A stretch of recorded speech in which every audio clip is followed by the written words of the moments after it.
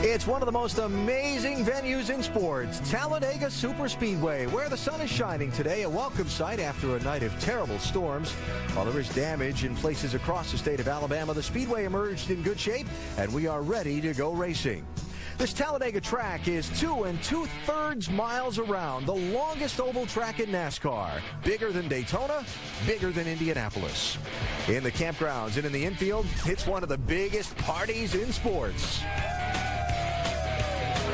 On the track, Talladega provides some of racing's biggest thrills. Wow! Unbelievable. It also provides some of racing's biggest danger and biggest spills. Spins down to the inside of the racetrack. The car has slammed the wall. Today, a field filled with many of NASCAR's biggest stars have come to this big track, hoping to miss the big wreck and score a big win. You get the idea, something big's about to happen in Talladega.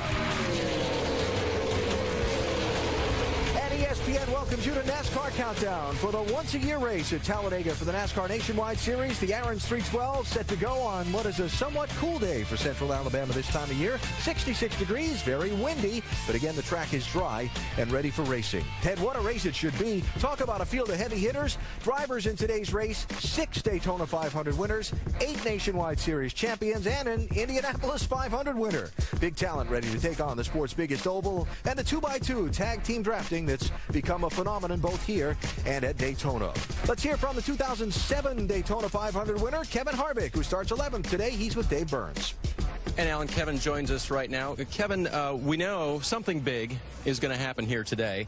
Last year you broke through here in the Cup Series. Can today be the breakthrough day for you in the Nationwide Series? Well, we've had a lot of good days here in the Nationwide car, just hadn't got it done. So for me today, obviously, you know, you want to win as a driver. You got 3 cars in the race as KHI as a team owner. So there's a lot of opportunities for good things to happen today, and hopefully we can first off try to make it happen as a driver in our Armor Chevrolet, and then see what happens from there.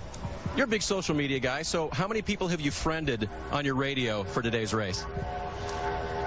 I don't really know how to work all the radio stuff yet. It's going to kind of be trial and error as we go through the race, but there's a lot of cars in there. I don't know exactly how many, but I would say more than I can count on my hands for sure. So we have a few maps, and then we have 4 primaries that we want the race to shake out to, but we'll see how it all plays out in the end. So who's the main person helping you monitor that radio traffic? Who's helping you today? Unfortunately, I'm in control of all that, so there's nobody to blame. They've got it all mapped out for me on the radios and with all the 2 different radios in the car and the switches and things that go with it. So I'm kind of on my own on that one, and the spotter will help me as much as he can, and we'll go from there. All right, hopefully last year's first-place starter can figure that all out and become this year's first-place finisher. With Clint Bowyer. Clint, we've always been told here at Talladega to expect the unexpected. And now with this new 2-car tandem draft and the speeds approaching 200 miles per hour again, what's the most stressful part of your day as a driver? It's just, you know, the challenging aspect of Talladega Superspeedway. I mean, it's always been that way since the first time I've ever been here. It always comes down to the end. You always are struggling to get yourself in position, you know, so you can have a shot at that win. It needs to be that last 10 laps. You know, you've got to be up there. You got to be in position, and you got to have that right push. You know, you never know who's going to win this baby till coming off of turn 4, and 9 times out of 10 it's not that till the tri-oval, because the start-finish line's so much different here. Hey, good luck today. Thanks. It's going to be a wild one. Alan, with Bowyer and teammate Elliott Sadler sharing row 1 today, there is a lot of experience at the front of this field. And, Doc, for all that experience, there's also a lot of inexperience at Talladega in this field. 10 drivers today make their first Talladega start in the Nationwide Series, and 19 drivers have 2 starts or less at this racetrack in the Nationwide Series, finding drafting partners, figuring out how to miss the big wreck, all of that. Oh, yeah, and remembering where the finish line is. A lot on the minds of these young guys as they get ready to go today. That finish line located a little differently than in most tracks. It's past the exit of the tri-oval and the exit of pit road. And right astride that start-finish line is our ESPN pit studio behind the safety wall. Thank you. Where inside you'll find us lined up 2 by 2 as well for the next better part of an hour or so on NASCAR Countdown. Welcome inside Alan Bestwick with former Talladega winner Dale Jarrett, team owner Big Brad Daugherty, and our guest for this edition of Countdown, 5-time champion crew chief and Talladega winner Chad Knaus. Thanks for the time. Absolutely. Glad to be here. Great. Far enough behind the safety. Yeah. That's nice. nice. we much prefer it. Agree or disagree with my statement? Something big's going to happen today. Something big, probably multiple things big are going to happen. But the one thing that I look at could possibly be a nationwide regular winning this race here today. We've seen upsets here in the past in the Cup Series, not as much in the nationwide, but some guys with very fast race cars regular. Ricky Stenhouse, Trevor Bayne, Elliott Sadler on the pole. Somebody from the nationwide regular side of it could win here today. Yeah, I think DJ's right. I think it's a big opportunity for someone. You know, there's been 5 different drivers to win the last 5 races here. Also, the 3 drivers who led the most laps here over the last 4 races, they didn't win the race. So things are going to change. Things are going to happen. It's going to be an exciting day for someone. I agree 100%. I also think it's a big opportunity for the Cup regulars to actually get a lot of experience to help them throughout the race tomorrow. It's such a different characteristic than what we had at Daytona. I think these guys are going to learn a lot because this track is so wide. So I think you could have a new guy win the race, but I think these Cup guys are going to get a lot of experience. And by the way, congratulations starting on the front row for tomorrow's race after qualifying just a little while ago with Jimmie Johnson. As you get ready for a Talladega race, in your respective roles in the sport as driver, owner, crew chief, what's on your mind the most?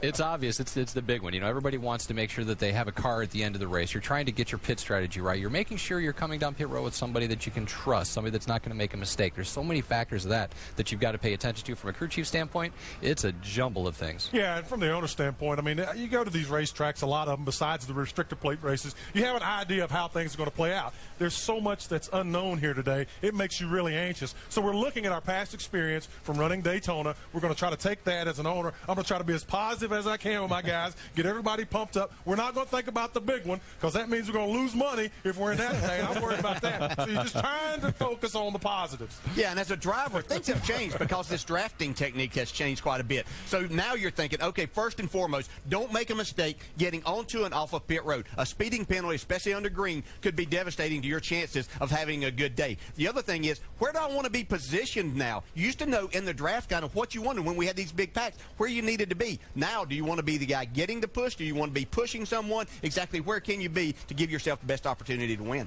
A lot on the minds of the competitors as they get set to go racing at Talladega, and a lot for us to talk about. The big wreck, the tag team drafting, the radio communications, and so much more. We're just getting started on NASCAR Countdown.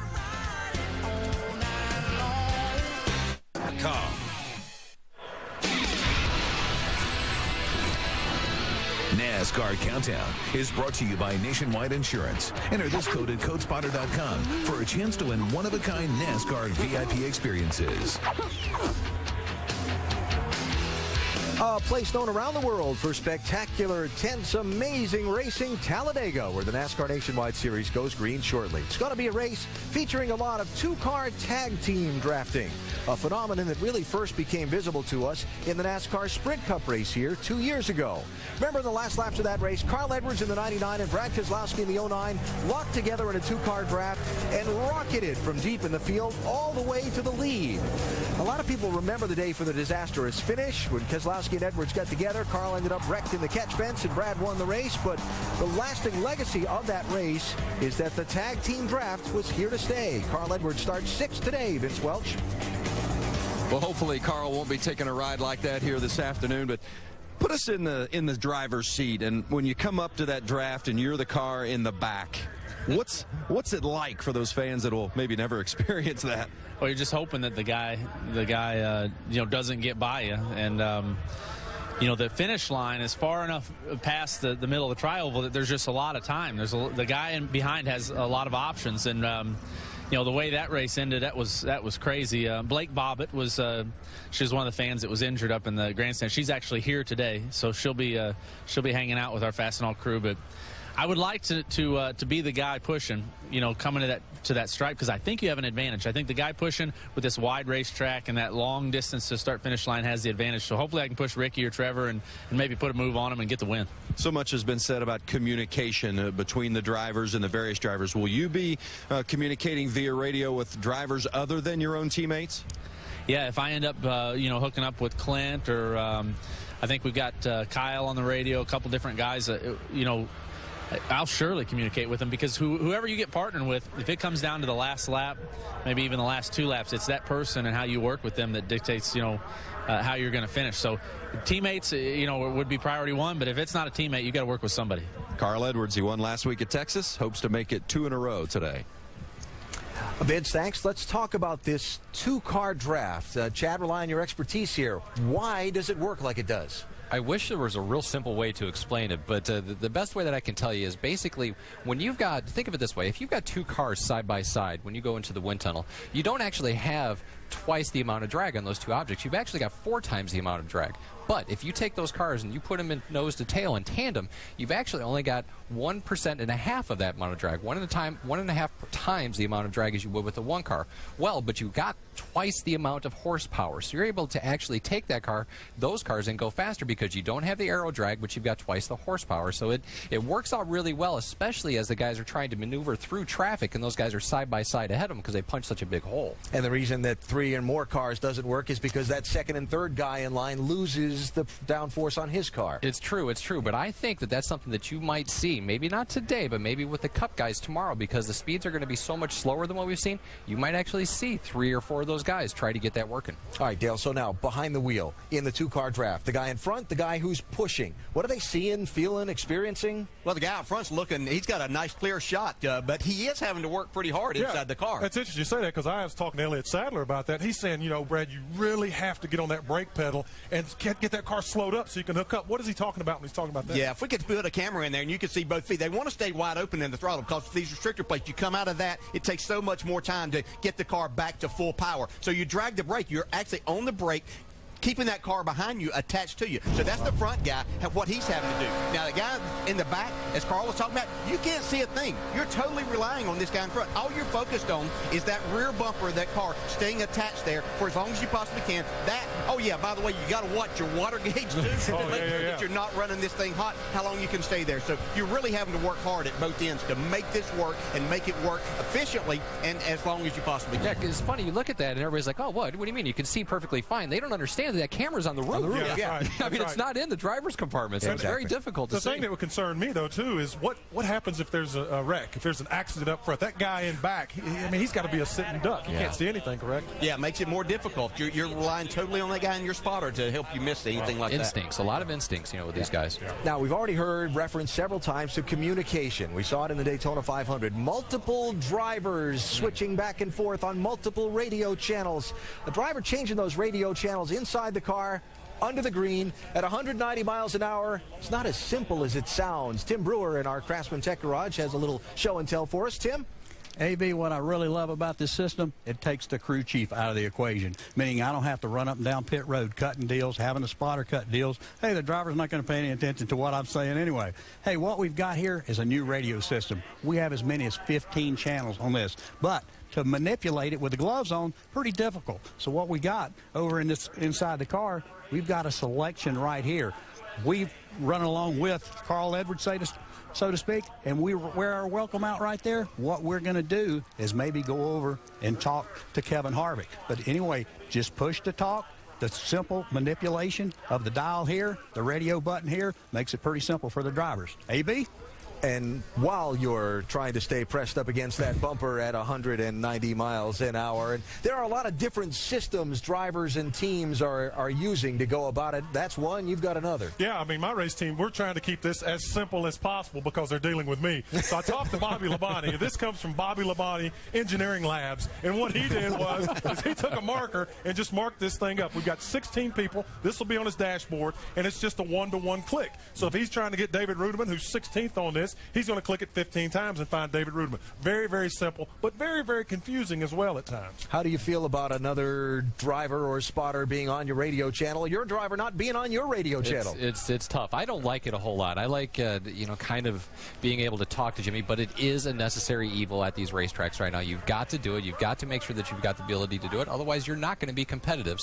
But I'm not comfortable because let's say we want to pit, and Jimmy's on the 24 channel, and I'm like, hey, buddy, I need you to pit. We're about to run out out of fuel and he's driving right on by. That doesn't do us any good. You know, we're not going to do well anyways. So it's difficult. So we've actually changed it a little bit. We've got 2 radios in the car. We've got one that has the selector on it for the 14 other channels other than the primary and the backup for the 48. Then we've got a second radio in the car that always stays on the 48 channel. So I can always talk to him and say, hey, man, pit or whatever's going on, or he can always hear our spotter at any time.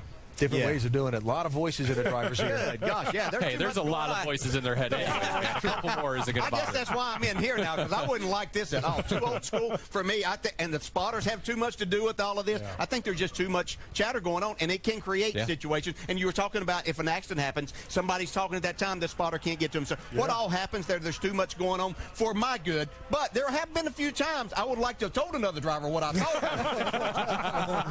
I think Denny Hamlin commented about that yesterday. Said now he won't have to use hand signals. What happens with this 2-car drafting if you're a single-car team? Jamie Little's with Jamie McMurray.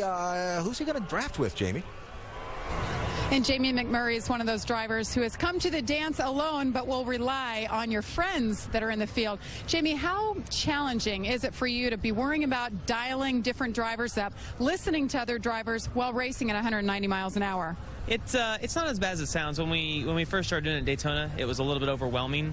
But once you get used to it, and the radio guys have come up with really good switches now, so you can see it's not just you turning your radio. But I'm really fortunate that the KHI guys came over and wanted to include me in their group.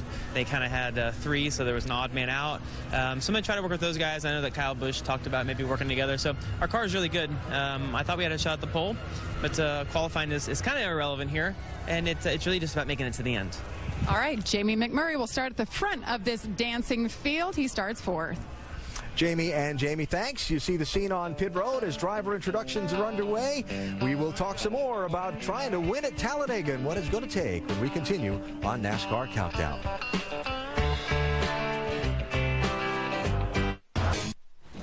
ESPN's coverage of Major League Baseball continues tomorrow and Monday night, first at 8 Eastern on ESPN's Sunday Night Baseball. One of the hottest hitters in the game, Nelson Cruz, leads the defending AL champ Texas Rangers against Mark Teixeira and the New York Yankees. Then on ESPN's Monday Night Baseball, it's Prince Fielder and the Brewers heading to Philadelphia to face Ryan Howard and the Phillies. Major League Baseball, ESPN Sunday and Monday nights. Could have a Grand Slam or 2 today as the NASCAR Nationwide Series races at Talladega Superspeedway in Alabama. For an idea on what to expect today, we look back to the spectacular season opener at Talladega's sister track, Daytona. The green flag flies, and the 2011 NASCAR Nationwide Series season is green. A combination of this car and the new pavement has opened up these 2-car drafts. One of the guys that we thought would contend for the championship. We're totaled, Ernie. I mean, really totaled. Here comes Danica Patrick, and they're going after the race lead. Patrick is going to lead. White flag is out. Here we go. Who's going to win it at Daytona? Stewart and Castle are on the move. They are side by side for the lead. At the stripe, Tony Stewart does it. 4 in a row, baby.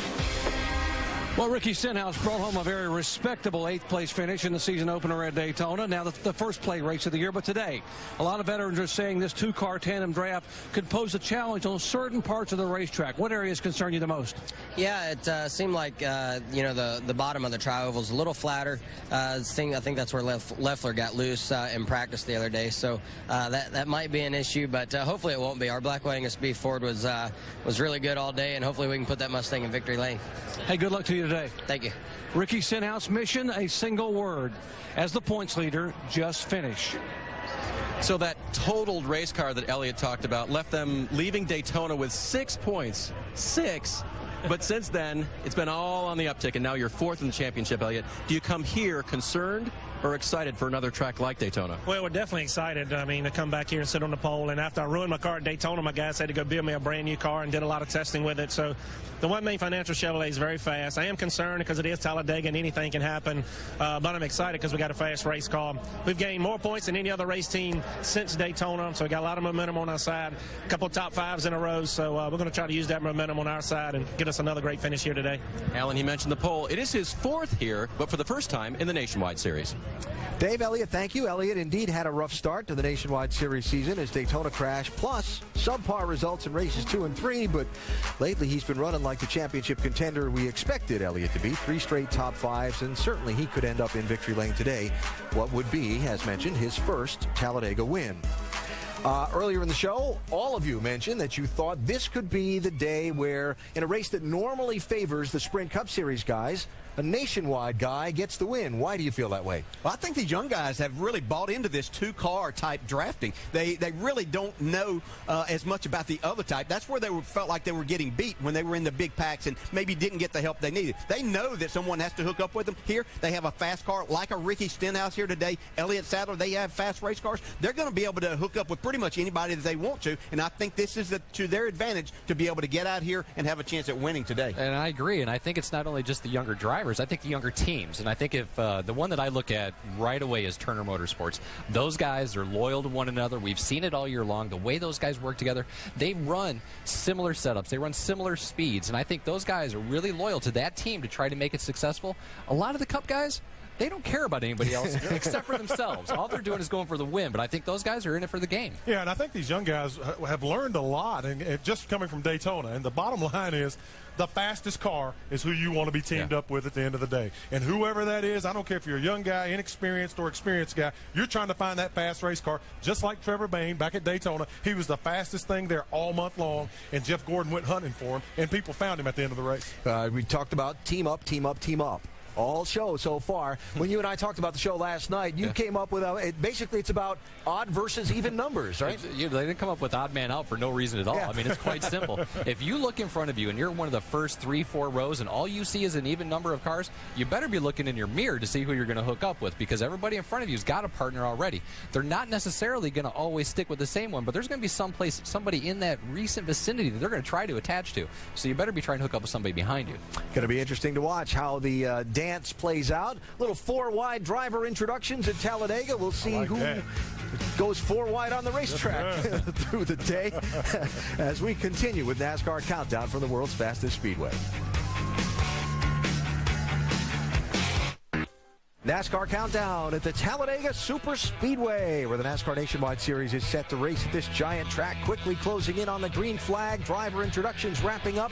There you see the scene along the grid as the VIPs, crews, and otherwise family members mingle around the 43 cars before they head out onto the racetrack. Last year, this race, truly an adventure for Brad Keselowski. Remember, they ran both the Cup and Nationwide races the same day. He's in a wreck late in the Cup race. His carbon monoxide levels are elevated. Officials aren't sure they're going to let him race. Well, they clear him at the last second. He climbs aboard the car. We flash ahead now to a green-white checker finish. That's him in that white 22 going to the lead.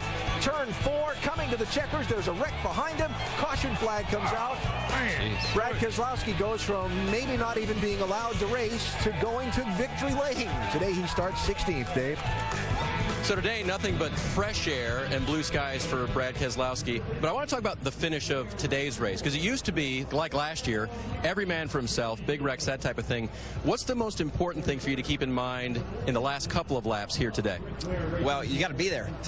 Before the last few laps even matter, you got to make it to them. And that seems to be a real big challenge here at Talladega. And that's what I feel is the most important to work on. You know, first you got to get to the end. You got to survive the carnage in the middle or at the start of the race. And then you got to line up with that right guy that gives you the right push. So I know that's kind of a redundant story, but it's so true. That's what it takes. And, you know, when you get there, you have to make the right move. You have to catch the pack in the right way. And, you know, for us, we caught the caution at the end, but we were still in the right position. So, you know, it's so important to keep your fenders on the car, keep your engine in good temperature so you don't overheat it. And that was a big problem over the last few years. And just take care of your stuff. Brad was a runner-up last week, hoping to make it number 1 this weekend. Alan? Dave, thanks. Last time drivers raced under these conditions, it was at Daytona in February, and it was there that Trevor Bayne shocked the world, winning the Daytona 500 in the Wood Brothers 21. The thrilling finish and the win, instantly catapulting the 20-year-old Knoxville native onto the national stage. Bayne starts 5th today, Jamie. And one guy thrilled to be back at a restrictor plate track is this man, Trevor Bayne. So, Trevor, back here, I know you're doing some things to make sure you get back to victory lane off the track. Like what? Well, I tried to do everything that I did at Daytona the same. Like, I went and bought, like, the same pancake corn dog things from Walmart, and I drove around, like, went out and, I mean, pretty much everything that I could do off the track the same I've done this week. Tried to get bit by a spider and get some Spider-Man powers last week. Don't think that worked out too well, but no, I think we're really good here this weekend. I'm really pumped about our car. Seems fast, qualified 5th, which is close to where we were at Daytona, maybe even a little bit better. So hopefully it's a little better in the draft, and we'll be good to go. What'd you learn in practice about the two-car tandem that we saw you guys do so well, you and your teammate? Yeah, I think it's just as good, if not better, here at Talladega. It seems like here you can actually pull up harder and push harder. Maybe it's the restrictor plate in the Cup side that's helping us do that, but on the Nationwide side, it feels like the cars are just more stable, more into the banking, easier to push. So hopefully we'll see it today, and it'll work out good for our Ford Mustangs. All right, Trevor Bayne is our in-race reporter. If you want to ask him a question during the race, go to ESPN.com, keyword in-race reporter. Standing by with Kyle Busch, starting an uncharacteristically position, 22nd, so it'll be fun to see it come up through the field. I know at Daytona you really partnered up with Joey Logano. The two of you worked very well together.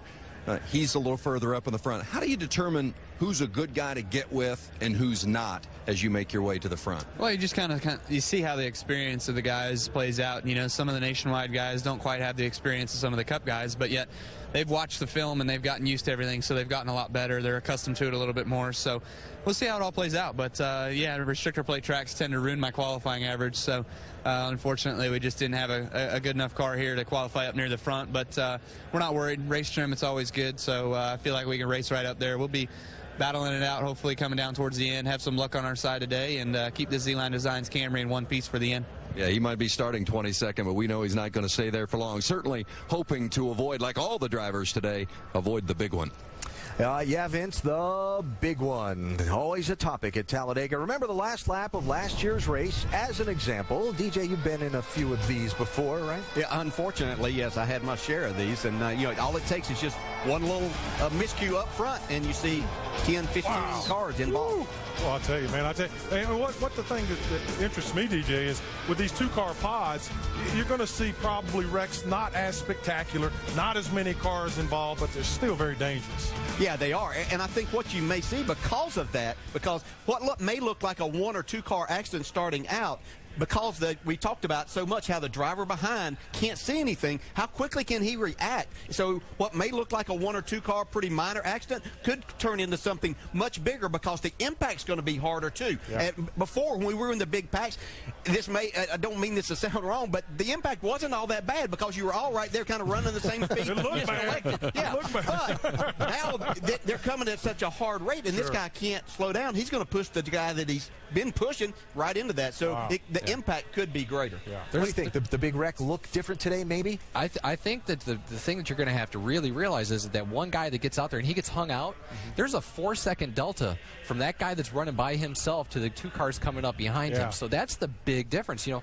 when you're the guy pushing the guy in front of you, you don't realize that you're catching that guy that quickly. And that's where it's going to happen. That's where you're going to see a big problem because there's a lot of guys out here that don't have the experience as that the Cup guys have got doing this. And that's where it's going to show, and it's going to be a heck of a wreck. Well, history tells us that the big wreck either happens right at the very beginning of the race or right at the very end of the race. Check out the breakdown of the last 10 Talladega Nationwide races. Multi-car crashes, laps 1 through 30. Yeah, bunch of them.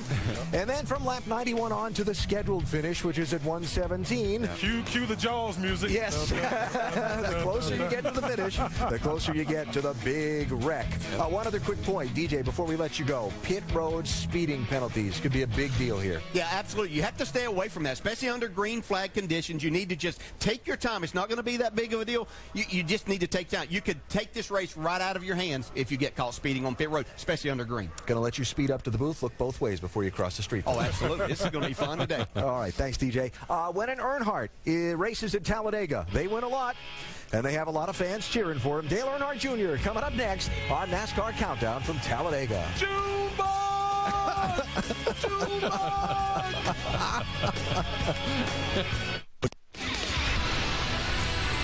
NASCAR Countdown is brought to you by 5-Hour Energy. 5-Hour Energy fixes tired fast. Visit 5hourenergy.com. And your neighborhood Ace Hardware. Ace, the helpful place. The cars are staged along the grid at Talladega Superspeedway, where 43 drivers are set to race 312 miles. The Aaron's 312 beginning shortly. Dale Earnhardt Jr. is in the field today, and at Talladega, that instantly makes him one of the favorites to win, doesn't it? Anytime you go restricted plate racing with Dale Earnhardt Jr., he is a threat to be in victory lane by the end of the day. 5 Cup wins, 1 Nationwide Series win here.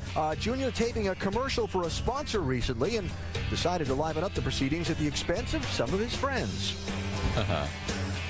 You hear about Harvick and all of these other guys on TV and everybody doing these pranks, and we like to do that kind of stuff around JR Motorsports. Hey, I'm at a swap production today. We're going to play a few pranks on some of the guys at JR Motorsports, some of the girls up in the office. We got the old snake and the cooler trick, so let's see who's scared of snakes. So before we get started, I'm just going to have you grab a water out of the cooler for both of you, okay?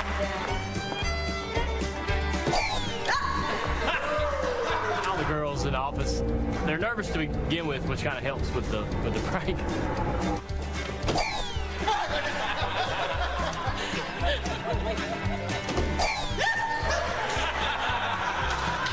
Almirola was probably the most surprising. He really jumped out of his shoes.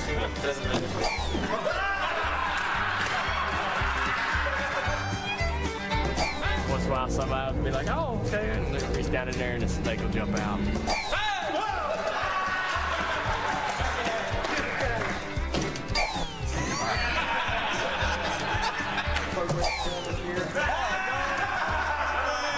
We had so much fun with it, we thought we'd put it out on YouTube and let the fans enjoy it. I'm good. Seriously? Seriously? Are you serious? Oh. And what you just saw there is Dale Earnhardt Jr. having fun. He loves to have fun here chatting with Tony Eury Jr. And Jr., the difference is Dad would have used a real snake back there instead of the rubber one like he used it.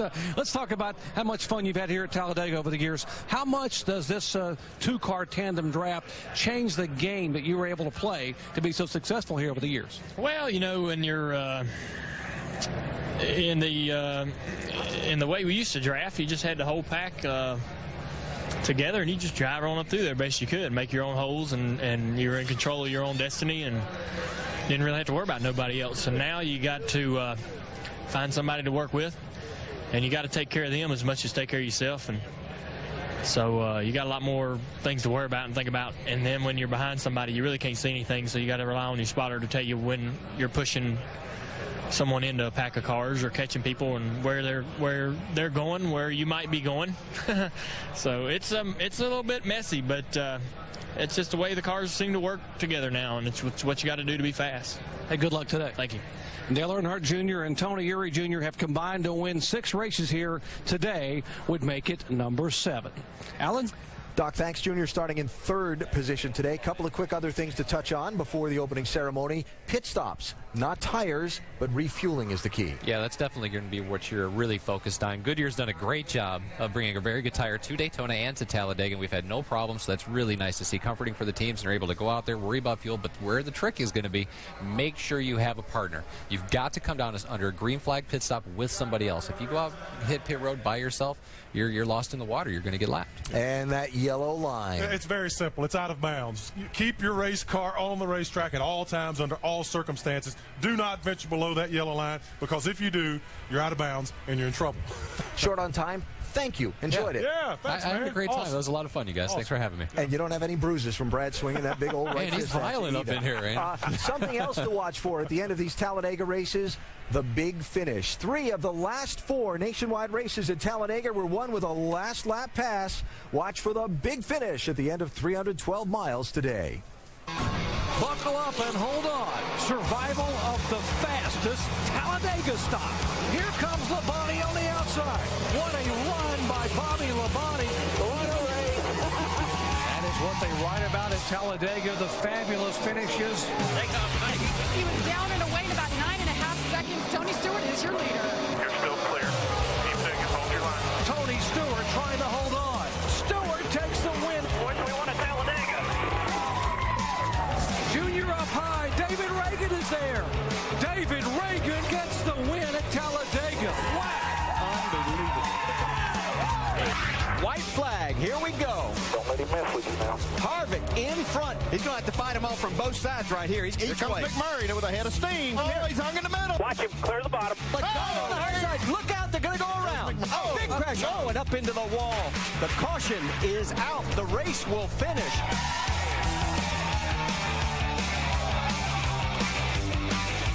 These guys.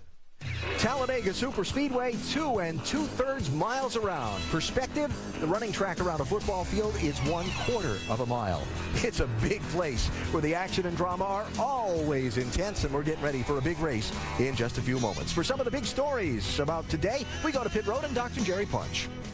Talladega Superspeedway always attracts a star-studded field, Alan, and of course today is no exception. Included among the 43 starters are 8 former NASCAR Nationwide Series champions. And how about 6 former Daytona 500 winners, including the last 2? 2009 winner Jamie McMurray. And how about the Cinderella story this year, 20-year-old Trevor Bayne.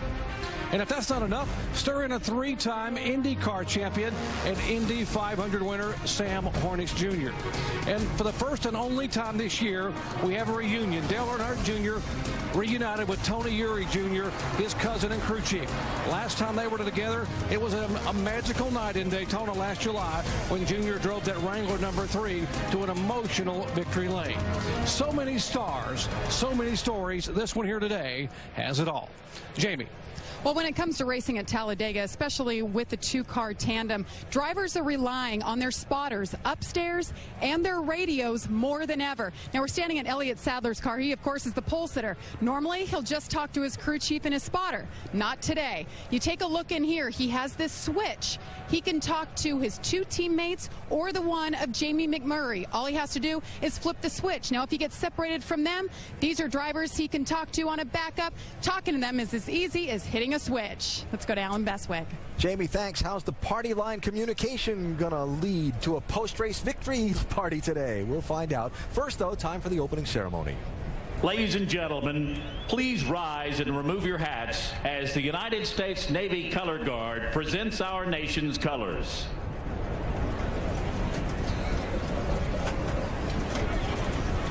Remain standing as Alan Singley from the Alabama Raceway Ministries offers today's invocation.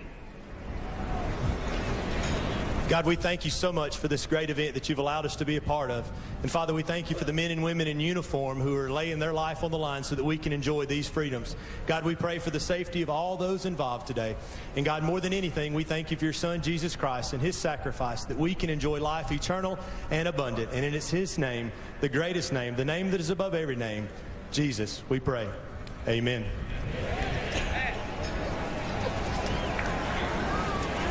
Here to perform our national anthem from Snellville, Georgia, please welcome country music singer Jamie Butler.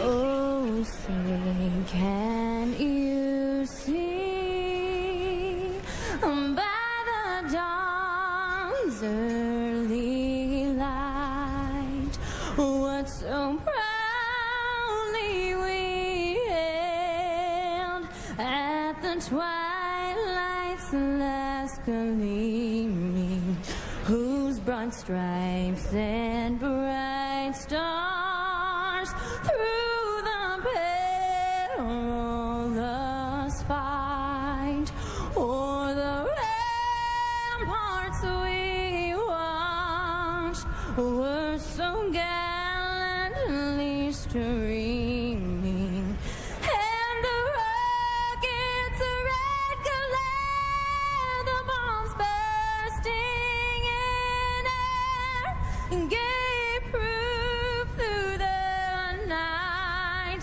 that our flag was still there.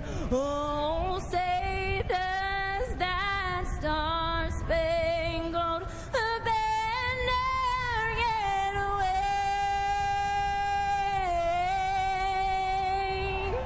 o'er the land of the free and the home of the brave?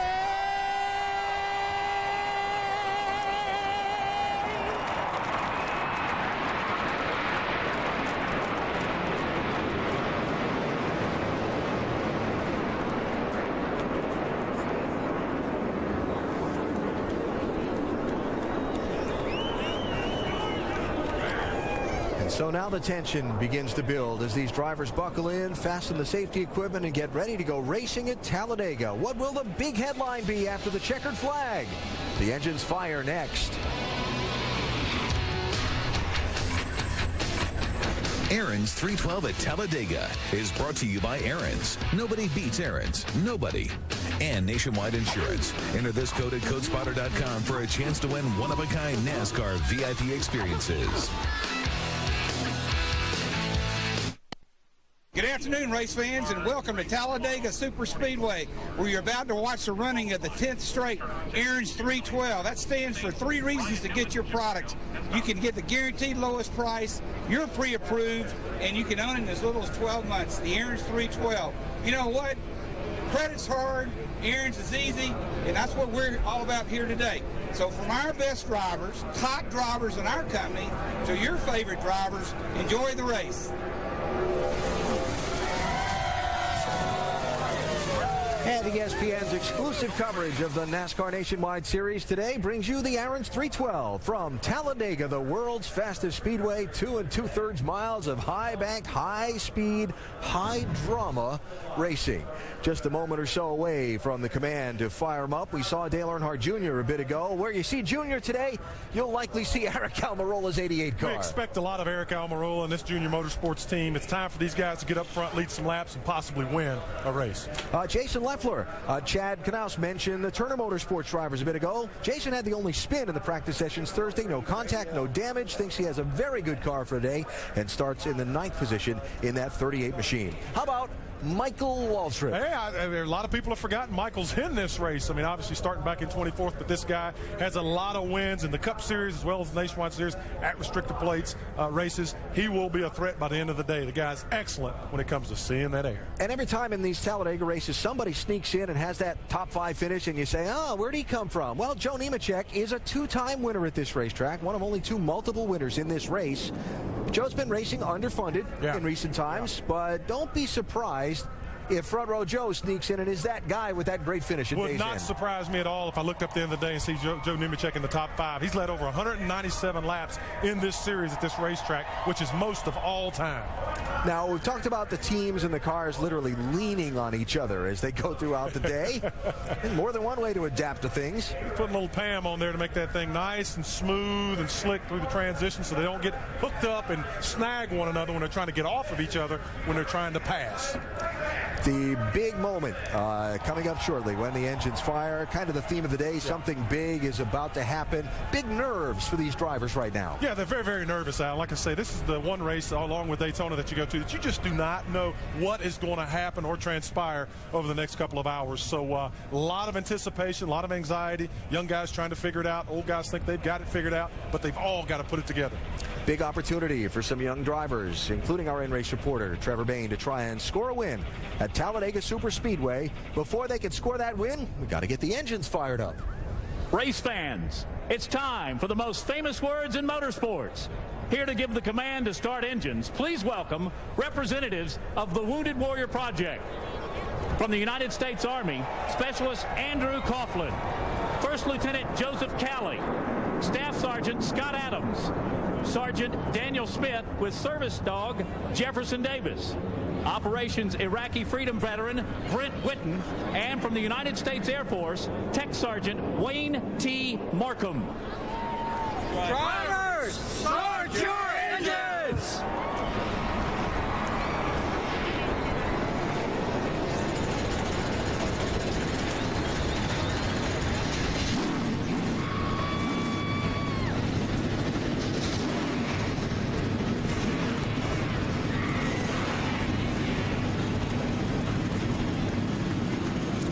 Bravo to all those members of our armed forces getting the engine started up for this race. Bravo also to all the public safety officials around Alabama who worked so hard to keep these race fans at this racetrack safe last night through some terrible storms that came through here. Our thoughts with those who suffered damage or losses in that. So we get ready to start the race. There'll be 2 by 2 by 2 on the racetrack. There'll be 3 wide up in the broadcast booth all afternoon long. Former Talladega winners Dale Jarrett and Andy Petrie with the man who'll call the winner of this race, Marty Reed. Reed. Gentlemen. All right, thank you, Alan. Hello again, everybody. And as we have talked about throughout the day on Countdown, the two-car draft. There's really two ways of doing it, and both have a little risk and reward. Yeah, this thing is really developing over time since they've discovered how to do this. And the best way to do it, the fastest way to do it, is to really line the cars up as tightly as you can without any offset. But you can only run a few laps like that, a certain amount of laps, before you have to switch because the car behind gets hot. Now, they started to perfect that enough now where they can get offset a little bit, cost them just a little bit of speed, but they don't have to switch near as often. And when they switch, they lose a ton of time. I'm talking about like 4 or 5 seconds a lap while they're making that switch. So this could actually be what we're seeing as these cars start drafting together. Yeah, and we got a combination here of young guys and veterans, but there's a number of veterans that are running this race, so they can get a little more accustomed to this. Guys that are going to be in the Cup race tomorrow, they're still trying to figure this out too. So it's going to be interesting to watch as they go through these 117 laps. Who gets it done the best and who can have that shot at winning? Well, if you were with us earlier in Countdown, you saw the graphic about there are 19 drivers with 2 starts or fewer in this field. Is this a disaster waiting to happen? No, it could be, but I don't think so. I think these young guys have really kind of embraced this new type of drafting. They like it a little bit better than what some of the veterans do because they were used to another type of racing. So I think that gives them an opportunity. Some of them have very fast race cars. They're going to find a drafting partner. Could be pretty fun to watch. Yeah, I think that graphic alone, that we showed earlier, shows just how wide open this kind of race is. You come here, there's really never a favorite, so we don't know who's going to win this thing. I mean, anybody, if you're in the race, you can win it. All right. Well, you always think about the fact that, Carl and Kyle, they seem to always be up front. Well, that may not be the case here. Look at this. Between the two of them, they've never won. This is the worst track for them. Yeah, and if you think about these two guys' style, it's wide open all the time, and sometimes you have to show some patience to get yourself in the right position here. You have to come out of the throttle just a little bit to get yourself positioned correctly. All right, let's get ready as the cars are rolling out. Our in-race reporters, you heard Alan mention just a few moments ago, it is the driver of the number 16 for Roush Fenway Racing, Trevor Bayne, and he'll be starting in the number 5 spot. And of course, if we go back to, just a few months ago at Daytona International Speedway, at the age of 20, he wins the biggest race in NASCAR.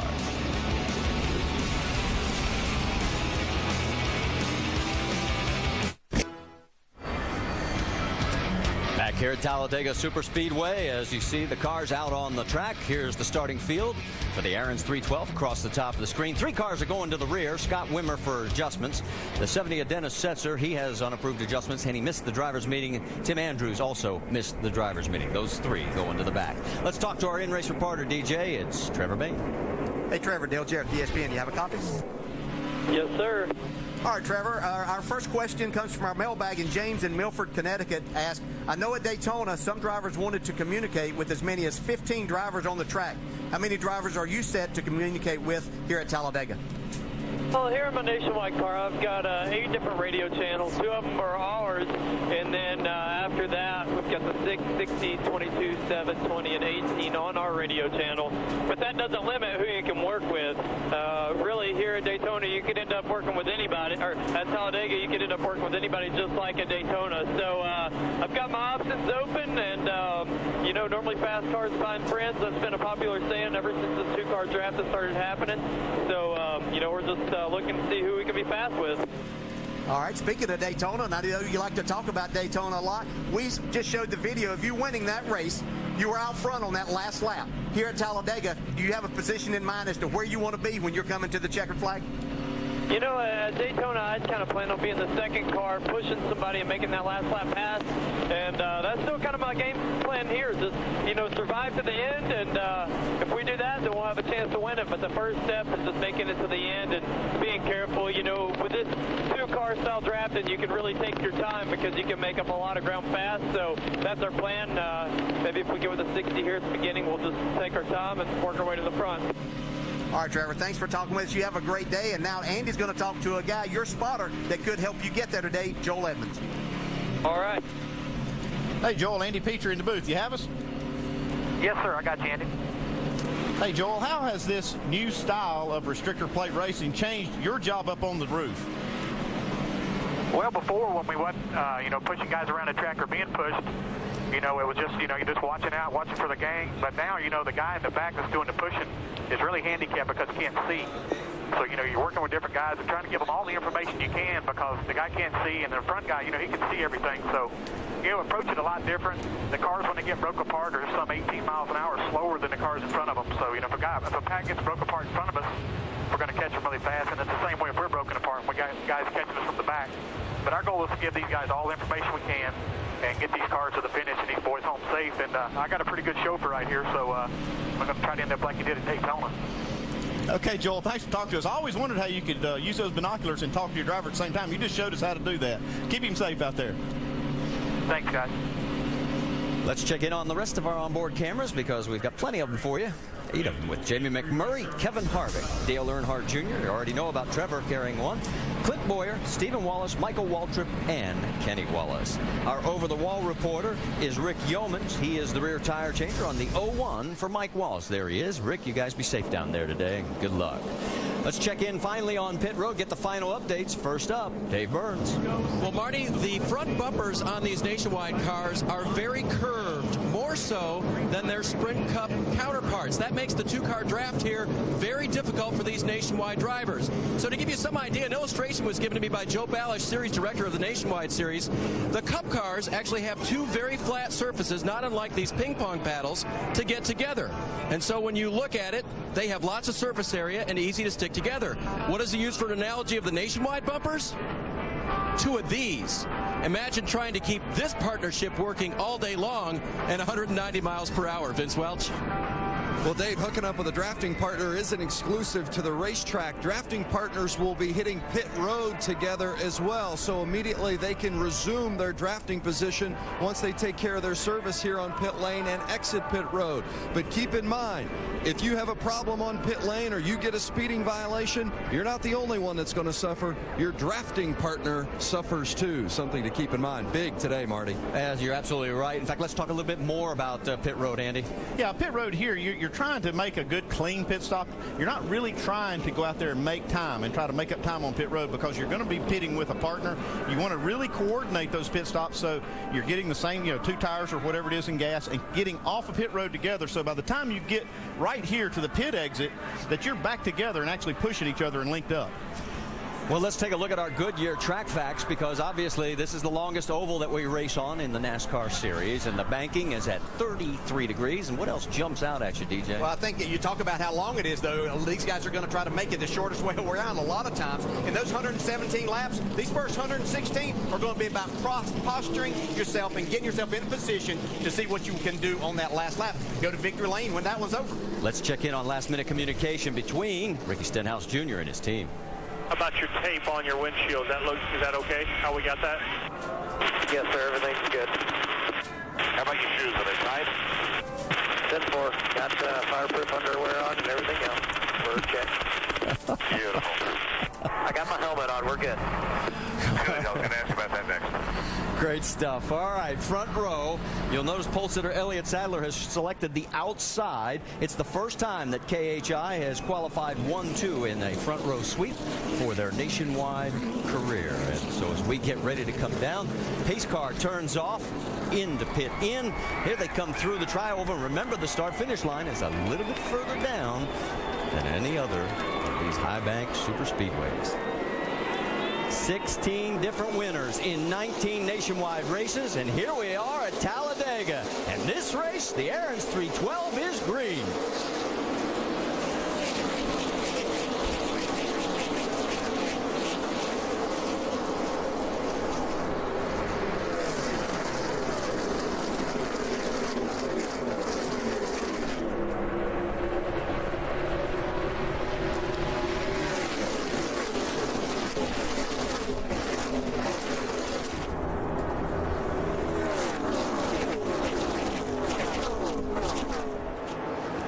Coming down the backstretch, 3 wide, about 6 cars back, and already we're seeing the 2-car pairings.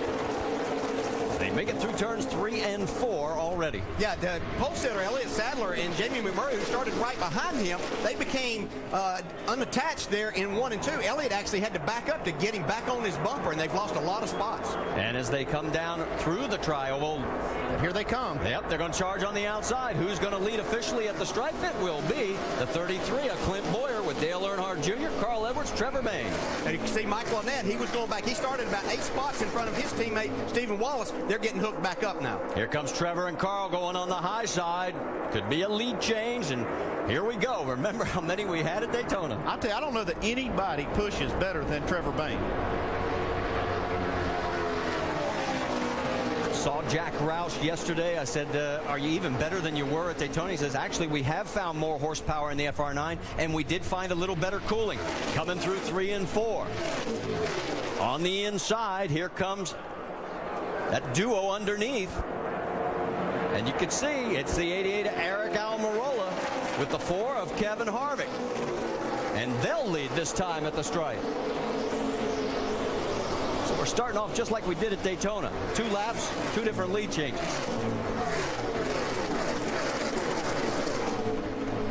That last lap, 48.63. That's about 5 seconds faster than they qualified. Shows you the difference. It's amazing, isn't it, when you think about it? It's unbelievable how much faster these cars go in this configuration. You can see everybody just getting teamed up and paired up. This is what you have to do now. You can make this go a little bit faster if you're catching a group of cars. We see right here, Clint Boyer is pulled out. Now he's getting a pull from those 2 cars up in front of him, plus the push that he's getting from Dale Jr. Coming down this time, it looks like it's going to be another one with Carl Edwards, Trevor Bayne. They come through the tri-oval. They've opened up about 5-6 car lengths. So it's Edwards, Bayne, Boyer, Earnhardt. Yeah, you were talking about how good Trevor Bayne is at doing this. He's also so good at keeping his car cool enough that he can stay there for a longer period of time than what a lot of these other drivers are able to. That's what we talked about at the Open. You can see he's just offsetting his car just enough to get a little bit of air without upsetting the car that's leading, in this case, Carl Edwards. Tell you that Morgan Shepherd is a lap down right now. He came in for an unscheduled stop. He's back out. Jeff Green has become our first starting park of the day. Junior pushes Boyer to the lead. Here comes McMurray and Elliott Sadler. They had dropped back outside of the top 10. Now they've made their way back to this front group. On board with Jamie McMurray right now as they head for the tri-oval. At Daytona, we had 5 different leaders in the first 5 laps. Here we go again. Boyer's up front. 4 lead changes already in 4 laps. At 7 and 33, let's switch partners so we can communicate better. Now, they're talking about switching partners. That could set you back. Yeah, it's going to cost some time if they switch partners. Right now, you just kind of stick with what you have because of the way these cars qualified. It kind of worked out this way, and it's working good. I don't believe I'd mess with it right now. I'd wait till they get shuffled out. Well, the interesting thing, DJ, they're talking about communication. They can't talk to those guys. Yeah, and I don't like that idea anyway, but they're trying to make it all work. We see Rusty Wallace's cars coming here. Michael Annett, Stephen Wallace have caught this front group also. But now you see them get separated, and you can see just how much that kills the speed. See, that's Annett. He's in front right there. He has to make sure that he keeps that car attached to him. He may be getting a pull up there, but he can't use all of that. He needs to stay. Now they're switching. Eric Almirola credited with the lead this time by. Talked to those 2 earlier, and they said Rusty gave them strict orders. Even if one of them has to back up, hey, Trevor, we got they got to be together. Let's get you a point, okay? All right, that'll work.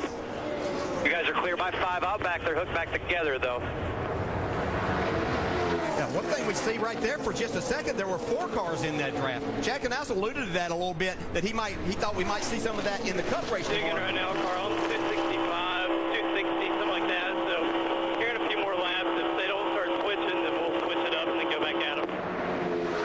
So you're saying it's 265 degrees on that water temperature, and they feel pretty good about that. They run a really high-pressure system so the water won't boil out. As long as they keep the water in the system, it'll continue to cool the engine. Well, you saw where Almirola and Dale Jr. were able to finally hook up, but it's cost them quite a few spots. They're further back. Right now, it's Edwards, Bayne, Harvick, Boyer. Oh, that's got the top 4. Whoa. Looked like Almirola. I believe it was Almirola.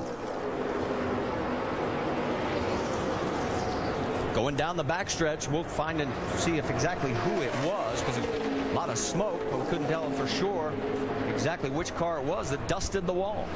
Carl was asking if they had a big lead, they could get Trevor a bonus point there for leading a lap. But a big lead, you start switching, it goes away in a hurry.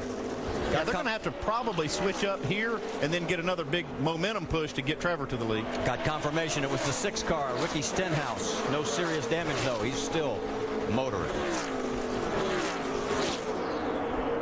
7 lead changes in 7 laps. Kevin Harvick now listed up front. Let's go back. Here it is, top of your left of your screen. Yeah, it is Stenhouse. Just a little. Now, you notice also the 66 sort of got split away from his teammate Michael Annett. Whoa, that's what happened to Jason Leffler a couple days ago in practice. That's one of the dangers, and we heard Dave Burns talking about that these bumpers don't line up very well. It just takes getting off center just a little bit. They've only got about a 15-inch radius there that they can work on, and then it starts upsetting the car. So it's very touchy, and you have to be careful. And you notice that Annett fell back to pick up Wallace. They're running 17th and 18th right now on the track. Dave, give us an update on Kevin Harvick, our race leader. Well, you know, I want to talk about as they start to go 3 wide in pairs here. They'll keep it back down to 2. Harvick working with Bowyer right now. He wasn't exactly pleased when he qualified outside the top 10, and his other 2 cars qualified on the front row for today's race. But remember back at Daytona with this very same car, Tony Stewart started outside the top 10, won the race, and he was leading by lap 3. I think Harvick led lap 7, so all's good with the boss. All right, Dave. One other car is now behind the wall. Carl Long has joined Jeff Green. Got some slower traffic, and you can see the difference. When you're stranded out there by yourself, look at how fast they move up. See if you can leave this one, okay? That's Carl trying to get the 16 to come around. They're making the swap. Watch how it costs him. Yeah, and he got his points lead right there, Jamie. Yeah, you guys, I talked to Chris Andrews, the crew chief for Trevor Bayne yesterday. He said they have worked at Roush Fenway so diligently over the last year to get these cars where they don't heat up, as Andrew Petrie was saying. So we went about 10 laps there, pushing Carl Edwards. They also worked on doing this swap and doing it in about a second. That was textbook right there for Trevor Bayne and Carl Edwards. And the timing was really slick because you're right, DJ. He did cross the line with the lead, so Trevor does get the extra bonus point. But you notice how far they fell back. There are now 6 cars in front of them. Yeah, everybody may get a bonus point for this day's over with. All right, right now we've had 8 lead changes in 9 laps. There it is at the Aaron's 312 with Kevin Harvick, Clint Bowyer right up front with Sam Hornish Jr. moving into the mix. Back here at the Aaron's 312 after, now 14 of 117 laps. While we were gone, believe it or not, another lead change. Kyle Busch and Brad Keselowski. I know that pair sounds strange, but they actually pushed Busch to the lead. They had to make the switch. They've dropped back. McMurray is now taking over the spot. Now, talk about how you have to get that dance partner. Here's what happened. Yeah, you come unattached there for just a little bit. You just have to literally get out of the throttle, drag the brake, whatever you have to do to get hooked up. Now, it doesn't take long once you get hooked up. Look coming now. That's when he pushed him to the lead. Now, when they make the switch, watch everybody go by, and this got a little dicey. A little bit close right here, and this shows where experience really what factored in. Jamie McMurray and Elliott Sadler were coming at a higher rate of speed on Harvick and Bowyer there. Were able to make that pass safely, though. See the 12 of Sam Hornish Jr. and the 6 of Ricky Stenhouse. They have formed up a nice little partnership right now. Yeah, that's kind of an odd pairing. You got a Dodge and a Ford working together, but it's working really well for them. Well, they got to remember Roush Fenway has just the 3 cars, so they got to find somebody. Here comes the swap there. Let's get an update on that 6. How about it, Dave? Marty, this is the first switch of the day for Ricky Stenhouse Jr. He was back there a long time. In fact, that time he got into the wall, he may have been trying to breathe it just a little bit. That's what he told Hornish. I got to get outside a little bit, so stay off the wall just a little bit. But that's their very first switch. He was told at the start of the race, hey, keep pushing till you get to Birmingham. But lately, his temperatures have gone up to 240 and 300, so they had to make that switch. Well, we've just completed 15 laps. The record for most lead changes in series history is 36, back here in April of 07. The first lead change in that race, lap 15. We have 12 changes already in 15 laps. It looks to me like that pairing of Keselowski and Busch are the fastest 2 cars that we see, but they can't do it for as long. They have to make that switch and just cost some time. Vince? Well, I want of the problems, guys. Just a few moments ago, they made the switch because Kyle Busch was in front and Keselowski was pushing. Kyle did not like at all the way in which they made that switch, said it's got to be a lot smoother, and those two are not able to communicate back and forth, the 22 and the 18 together. They are not on one another's radios, so that's made things a bit difficult too. Kyle Busch ultimately would like to partner up with Joey Logano as he did at Daytona with great success, but so far it hasn't worked out. By the way, earlier in the weekend, when the media compared finding a drafting partner to getting a prom date, Kyle Busch responded that, well, he never went to prom, so he wouldn't know, and certainly when you look at Kyle Busch and Brad Keselowski, that certainly would be an odd pairing. And I don't think wife Samantha would let him go back to the prom now without her, so he's got a dance partner right now, though. Yeah, he understands how to get to the front. That's the most important thing, so he's not going to have a problem in finding a good partner to push and carry him that way all day. You see all those cars coming down through, and there is Junior Motorsports with Eric Almirola right behind Dale Earnhardt Jr. Let's listen in. Let's check up right here. They're going everywhere. Let's check up. Fine with that, Eric. Anytime you want to, just let me know. Yeah, they're just wasn't nowhere to go. They were 3 wide. Yeah, just say check it up. We'll do it. No problem. 10-4. How's your water? 230. So the information traded between those two drivers, and Dale Jr.'s made no secret about it. He is not a big fan of this type of racing. But so far, so good. Yeah, I think that's one of the reasons he's in this race, besides the sponsorship deal that he has. But he wanted to get a little bit more comfortable with this. You know, he's been a great drafter all these years, won a lot of races at Daytona and Talladega. But this is a new style, and he wanted to get more comfortable with it. While this continues, 4 cars are now officially out of the race. Harmon, Andrews, Long, and Jeff Green. Well, was that just a few laps ago when Elliott Sadler looked like they were going to pull away from the pack? Look where they are now. Yeah, Robert Richardson's really in the pickle. Yeah, they got a lot of lap traffic in the way. This is going to really shuffle the deck a little bit. You got the 28 of Derek Cope right in that middle section, leading that midline. They're trying to, oh, this is going to be interesting, to say the least. It's cost Eric Almirola his dance partner. He lost Junior. This right here looks more like what we're used to seeing here with the big pack. Coming down for the completion of lap number 19, and who's going to lead it this time? Well, it looks like it's going to be Ricky Stenhouse Jr., Sam Hornish, then Harvick, Boyer, Earnhardt, Kyle Busch. That is your top 6. So we've knocked down 20 of the 117 laps here at the Aaron's 312, and we've had 14 lead changes already. Free crafts and Easter egg hunt. Back here at the Aaron's 312, big problems for Kevin Harvick. On the radio, he's saying it's a motor. Dave Burns, what else are you hearing? That's it, Marty. First we thought it might have been just a tire down, but he radioed in. Yeah, it was weird from the start of the race, so we'll see if we can catch up with Kevin following this. So a tough break for Kevin Harvick, as here our first caution comes out on lap number 23. Let's go back on board with Clint Boyer as this all happened. He's pushing Harvick right here. And this engine lets go. Still out there.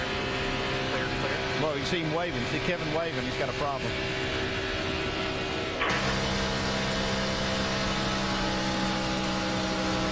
Okay, they're going to catch you quick here, boys.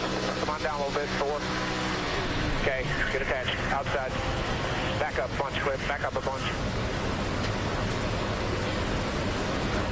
That was Clint Boyer's spotter. He was trying to get hooked back up with Harvick, not realizing that Harvick had an engine problem.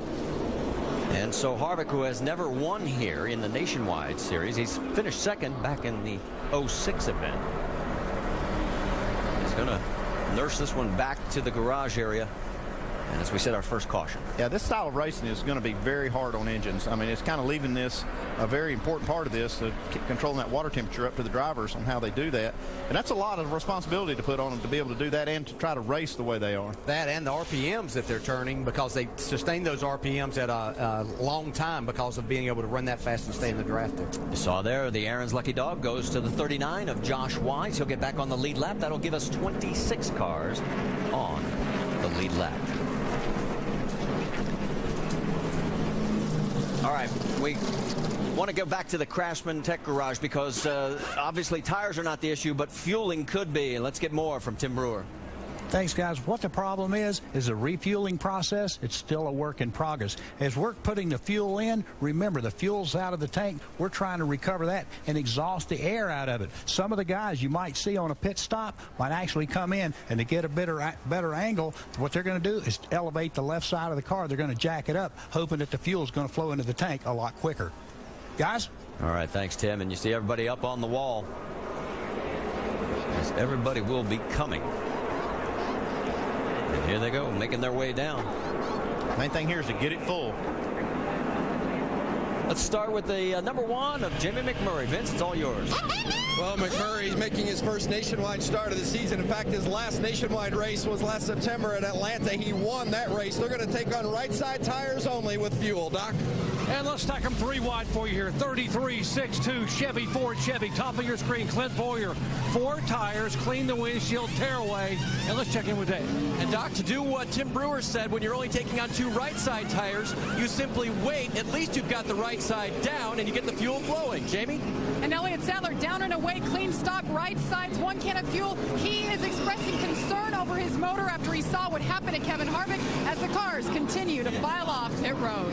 Kyle Busch missed his pit. That's what that dash line means. As if he had stopped and not taken tires, it would have come up with a 0. So it's sort of a bogus signal there, and he's going to probably have to come back around and start all over. And we talked about how pit stops could be costly.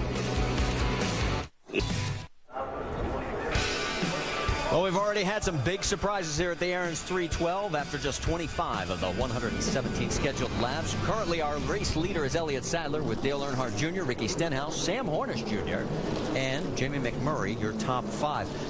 Should let you know, Jeremy Clements is still on pit road. In fact, it looks like they just got him refired. They were having trouble. He's back out on the track, so he'll pick back up.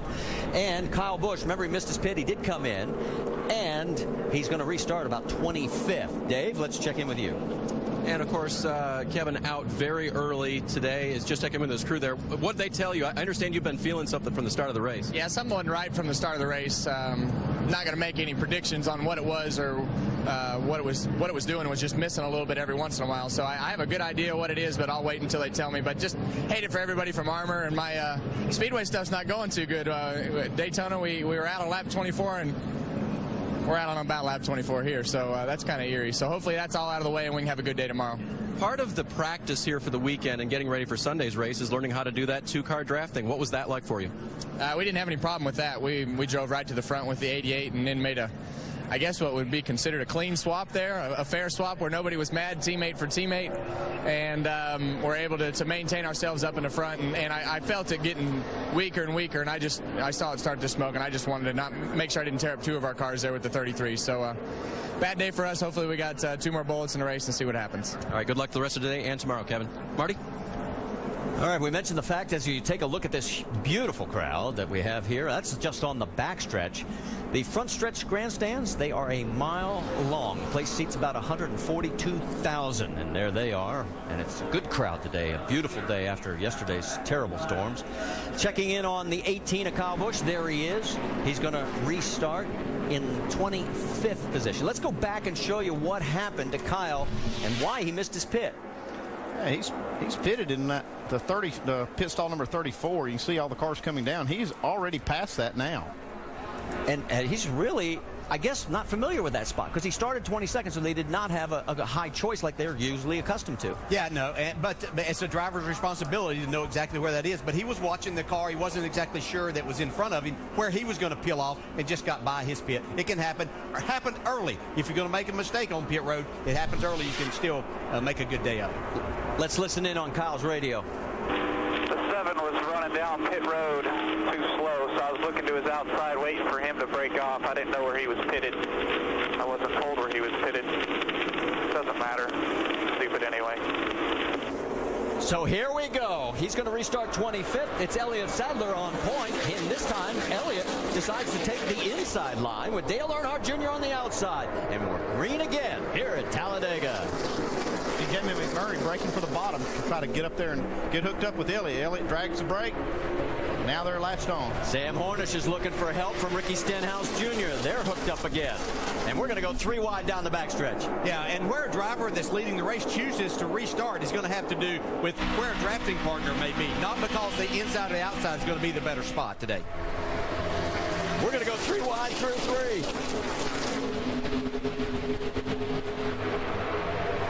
Now, if you're tuning in saying, well, this is the same old Talladega, remember, just wait a couple of laps. You're going to see it, but you can see that these drivers are teamed up. They're paired up with 2 car drafts. And we heard, talking about fuel, getting these cars full of fuel on these pit stops is going to be critical because you don't want to be sitting out there having to make a pit stop 10 laps sooner than your teammate.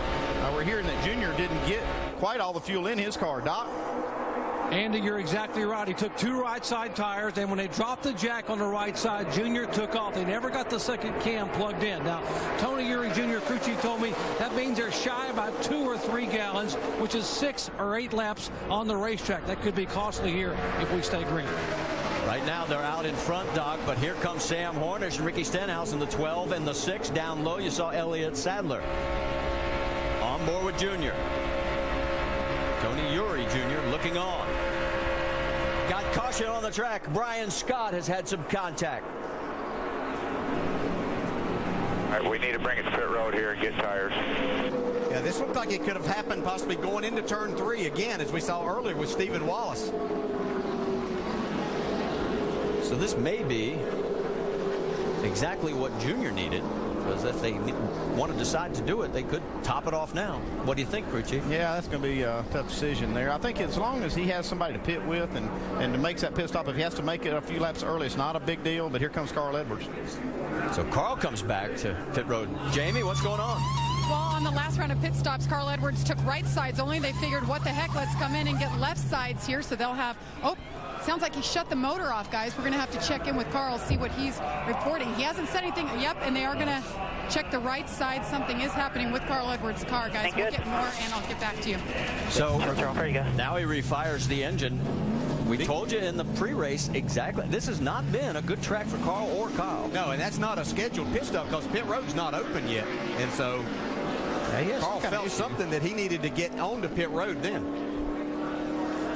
Brian Scott has made it back to pit road. Let's take you back and see exactly what happened to the 11. Got a teammate pushing him and Joey Logano. Yeah, it's just, you can see they got off center just a little bit.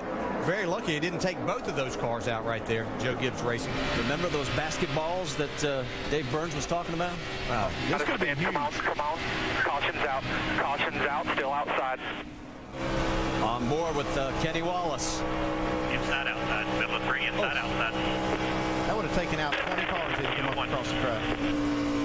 So Brian does a good job of keeping it down low, and everybody else does a good job of getting around him. And as they come on by this time, you can see behind the pace car it is the 7 of Dale Earnhardt Jr., Eric Almirola right behind him. Several cars in the back of the field are going to take advantage of this to come down pit road. We're going to take advantage of it. Step aside for just a few minutes here at the Aaron's 312 at Talladega.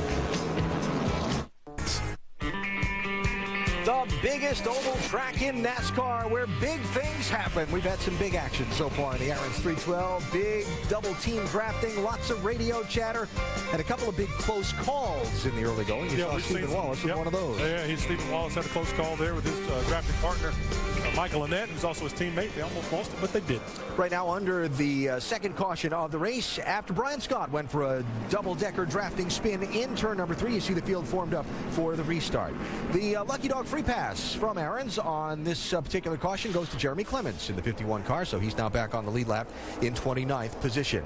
Now, talked about on Countdown, and we've heard for ourselves during the race, all these different people on one driver's radio channel. They're trying to talk. Sometimes somebody else is talking at the same time. Junior?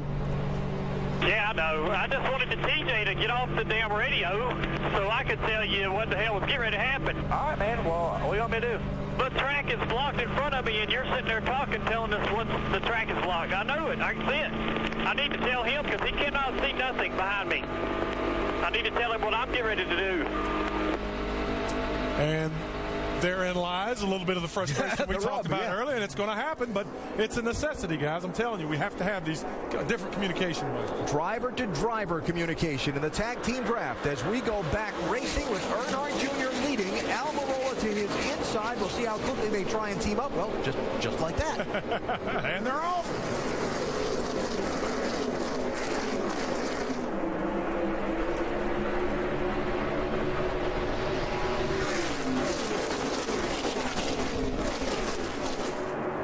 Well, you saw Jamie McMurray. He had to go high, and Elliott Sadler, not knowing that, almost turned him a little, and they managed to stay together. And here we go with the two-car tango once again. See Brad Keselowski there in the 22 car up on the high side. His partner from earlier, Kyle Busch, is back towards the back. Kyle made another pit stop earlier, so Brad's just looking for somebody to help him a little bit. Now he's got someone attached to him. Trevor Bayne, pretty good partner to find.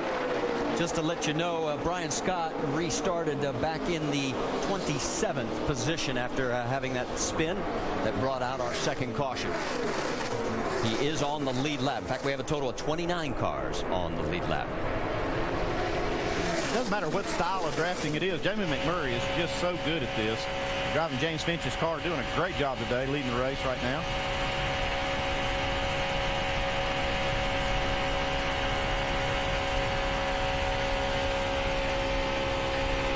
You see right there, they were just touching each other all the way around the track. Also, let me update you. Also, while we were in break, Kyle Busch did come back in. He is right now shown in 12th position. Here we go, 3 wide again at Talladega. Yeah, Ricky Stenhouse and Sam Hornish really worked well together. They went to the front earlier. Looks like they're going to lead this lap, too. It is Stenhouse, McMurray, then Hornish, Sadler, Earnhardt, Almirola. You're on board with Junior. See that cow flap flapping up and down on the base of the windshield of Sam Hornish's car. You can see he got off of him just a little bit, and how quickly they're going backwards now. It only takes about 6 or 8 inches for you to become unattached there, and you lose literally 10 miles per hour. Now had 20 official lead changes at the stripe. Remember, the all-time record is 36. We're only working lap 35. See the Rusty Wallace Racing teammates now working their way back into this lead picture. How about this duo? Yeah, Mike Bliss getting the push from the 18 of Kyle Busch. He's pushing him all the way to the front. This is rarefied air for Bliss and that team. Look at Reed Sorensen going to thread the needle. This may be the first time we've mentioned the Turner Motorsports cars today. They've been sort of locked in the middle of the field, but here they come. Yeah, Reed's got a little damage. You see that they've taped up that left front corner. Don't know where that happened. He's got Joey Logano pushing him. Kyle's pushing Mike Bliss. Whoa, the strange combinations that this race breeds. Trevor Bayne's getting ready to hook up with the 22 right there in front of him, with Brad Keselowski. Well, who's going to lead this lap as they come to the stripe? Either way, it's going to be a new face, a new name, and it's going to be Sorensen.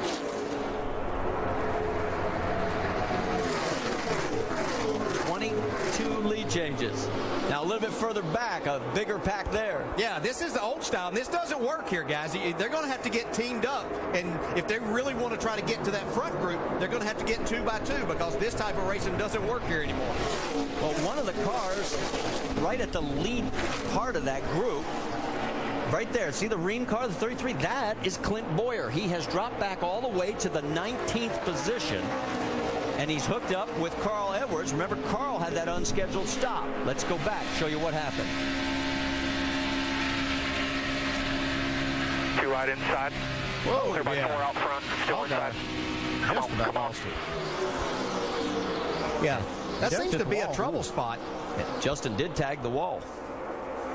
We see entering the corner. That seems to be the most sensitive area that we've seen today with these cars in this drafting. Well, what's happening is that rear car is driving the front car because he's pushing so hard on that bumper. If he gets the wrong angle on that thing, the lead car really has no control. You can see the 2 Turner teammates have hooked up there, the 30 of James Buescher, the 31 of Allgaier. And probably Clint Bowyer is really happy right now that Carl had that problem and was back in the pack.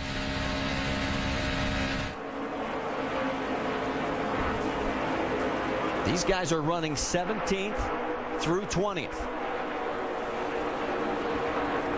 Yeah, and as long as they're back a ways from the main group that's up front, but they're running in this tandem, they're going to be okay because their lap times are going to be comparable, so they're really not losing that much time to this front group. But they are 9 seconds behind the leader.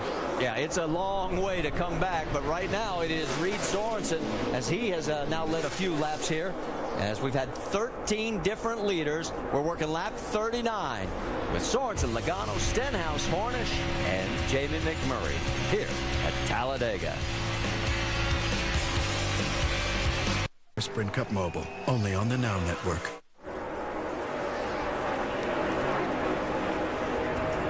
Well, the excitement here at the Aaron's 312 is absolutely nonstop. After 41 of 117 laps, this is the battle up front. You've got Keselowski and Trevor Bayne, Sorensen and Logano heading for the stripe. Keselowski leads that lap, but will he lead the next one? Yeah, chances are no.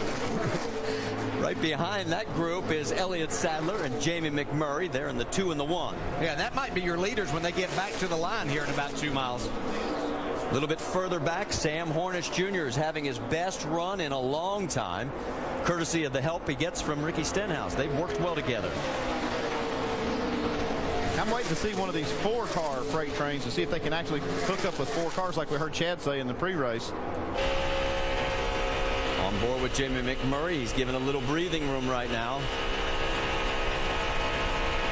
Let's get an update on that 6 and 12 combination. How about it, Dave Burns? Well, we talked to you earlier about how Ricky Stenhouse had to make sure, like he's doing right now, peeking out that right side just a little bit to get air to that engine. Sam Hornish had to do that. His oil temperature had been running as high as 270 last time down the front straightaway, or the tri-oval, I guess. He said, got to switch this time. That's why they lost about 20 car lengths to that lead pack. Well, in a little further back, we'll update you on Clint Boyer and Carl Edwards. They're running 15th and 16th, but they are closing on this lead group. They've cut it down to about 7.5 seconds.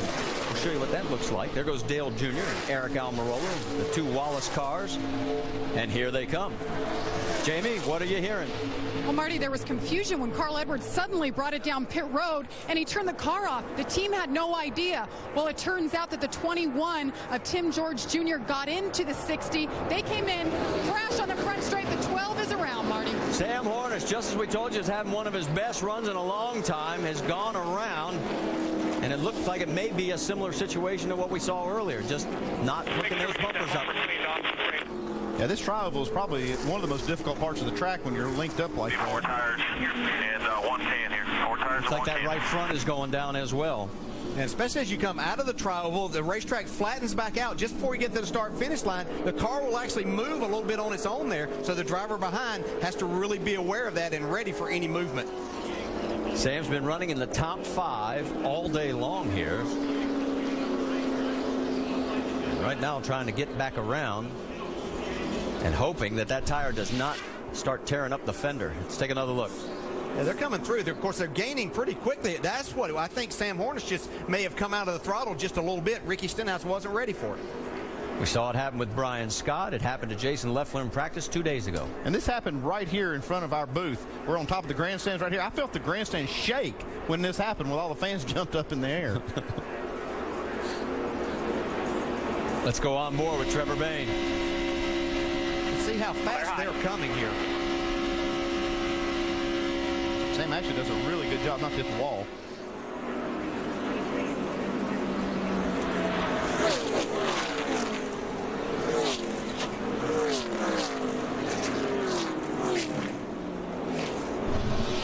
Ricky Stenhouse been the car pushing there. He knows that they're coming up on the car, but he has no idea just how fast they're closing on that. Sam Hornish looked like he may be going to go to the outside, and but instead he may have just come out of the throttle a little bit to fall in line. We're going to see a lot more of this today, too, because we're not near the end of the race when the intensity level really gets high. Exactly. Sam has made it to his pit, and the crew goes to work. You can see that back bumper. He's got it worn out. Yeah, most importantly, he's got all the fenders intact, so his race car's there, good. Just has 4 tires, and he'll just have to find Ricky Stenhouse a little bit later. And he should be able to stay on the lead lap. That's one of the advantages. Hold what you got. Plenty of time. Being on this 2.66 mile layout. Somebody grab a wedge wrench and take one out of the right rear, please. Yeah, the field's on the back straightaway, so they got plenty of time here to work on this car. You see them cleaning the back bumper and putting some of that. You know, those like older Pam tires there, we might want a little bit more. Sounds crazy. Good right there. He is spun out, and they're taking wedge out of it, which loosens it up, but that's not why, obviously, it did that. And the cars are just heading into turn 4 as Sam pulls back out onto the Talladega Superspeedway. Brad Keselowski up front with Trevor Bayne right behind him, along with Stenhouse, Sorensen, Logano. And there is our lucky dog, Joe Nemechek. You know, Joe holds or shares about 8 records here. Most poles, most top 5s, most top 10s, most laps led, most starts. And here they come down pit road. We're going to start with the 20, and we'll send it to Vince. Well, Joey Logano's had some good runs here at Talladega. Second last year, third in 2009. This time they're going to take a look at the front nose. They think he might have a little bit of damage in the nose. They're also filling it with fuel, no tires. Doc? They told Brad K, do not slide the tires. Left side tires only this time, down and away. Dave. 4 tires and full of Sunoco fuel for Ricky Stenhouse. Mike Elias-Cruci said that's so I don't have to put left sides on the rest of the day. Jamie. Trevor Bayne, no tires, fill it up with 2 cans of fuel. He desperately wants to get to the 6th car. The 60 has been his running partner, and they almost collide on pit road, guys. Brad Keselowski leads them off. Wow, Stephen Wallace picks up 8 spots. McMurray 5. Look at Edwards and Scott. Those guys took no tires.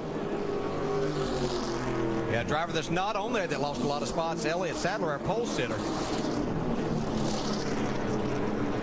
Let's go on board the 16 of Trevor Bayne as he exits out pit road. All right, but just take your time here. We'll start at the tail end.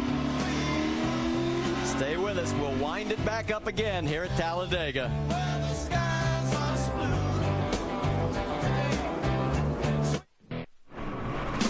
Before we go back racing, a reminder that ESPN is your destination for the NBA playoffs. And a full day of playoff basketball continues tonight. 7 Eastern, Joe Johnson and the Hawks take on Dwight Howard and the Magic. Then at 9:30 Eastern, LaMarcus Aldridge and the Portland Trail Blazers face Dirk Nowitzki and the Mavericks. It's the NBA playoffs on ESPN, home of the Western Conference Finals tonight. Both games also available online at ESPN3.com. Who you like? Oh, man, I think the Magic are going to be tough. Trailblazers are playing really, really well. They're going to surprise people. Carl Edwards, to wrap up that story, had some contact earlier, came back down pit road. They thought they had a vibration, came back down pit road again. Everything seems to be fine. Now we go back racing with Brad Keselowski in the 22, Jamie McMurray in the 1, and everybody looking for some drafting help. Steve Wallace off some pit strategy in the 66 up there in 4th. Looking like he's going to maybe hook up with Reed Sorensen in that 32.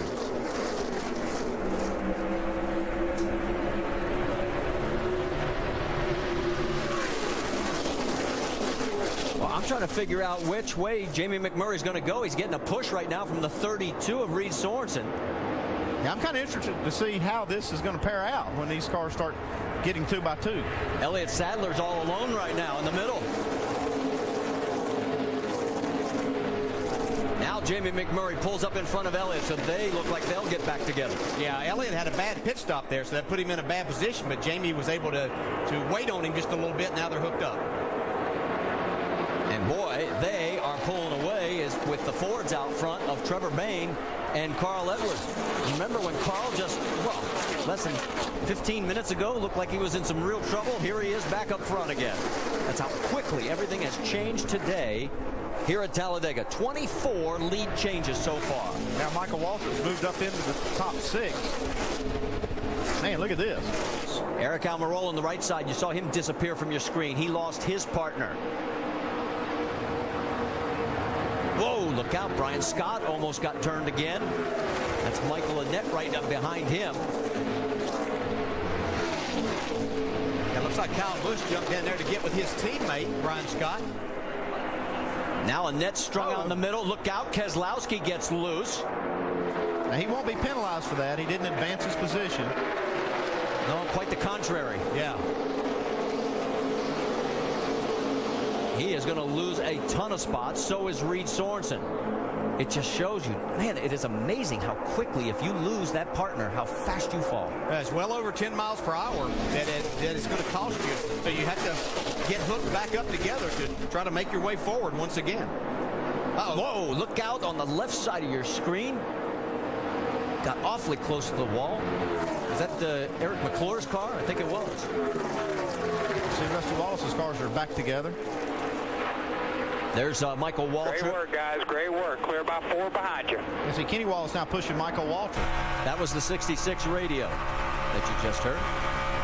Talking to a lot of these drivers yesterday, and as you watch this right here, Dave Burns did a great job of explaining, I hope you saw that, of just how little area they have to work with on that back bumper. And the drivers were telling me it's just so touchy. You get off of that center part just a little bit, and it's ready to turn you around. You have to be ready to catch it. That's why we saw them putting that aerosol spray on the back of the cars, trying to lube up the rear bumper so there's not so much friction when they do move laterally across the back of the car. Down that back straightaway, there's Justin Allgaier in the 31 Brandt machine. They're going to try the high side. The two Fords from Roush Fenway are still out in front. Here comes Jamie McMurray down low with a push from Elliott Sadler. Yeah, these two guys are going to work well together all day long. They're good friends. Jamie's running this race to get a little more experience about this drafting to help him tomorrow. But I think that these two, cars 1 and 2 could be like that before this day is over when it comes lap 117. Well, and remember, Sadler's really coming on strong. His last 3 finishes, 4th, 5th, and 5th.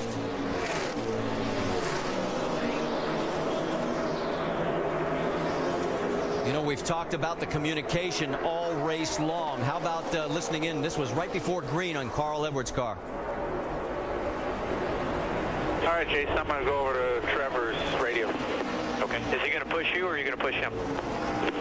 I think it was better with me pushing him, wasn't it? Yeah, that's the way, yeah. I mean, just trying to figure out a pattern. If we're the push car, then I guess we're on their radio. If we're the lead car, they're on our radio, correct? I think that's the best way to do it.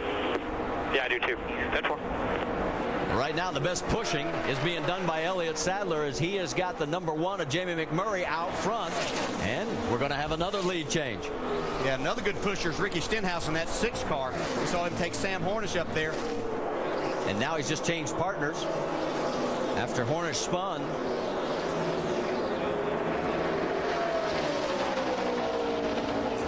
Just behind this, Marty, you've got Joe Nemechek being pushed by, looks like Mike Wallace.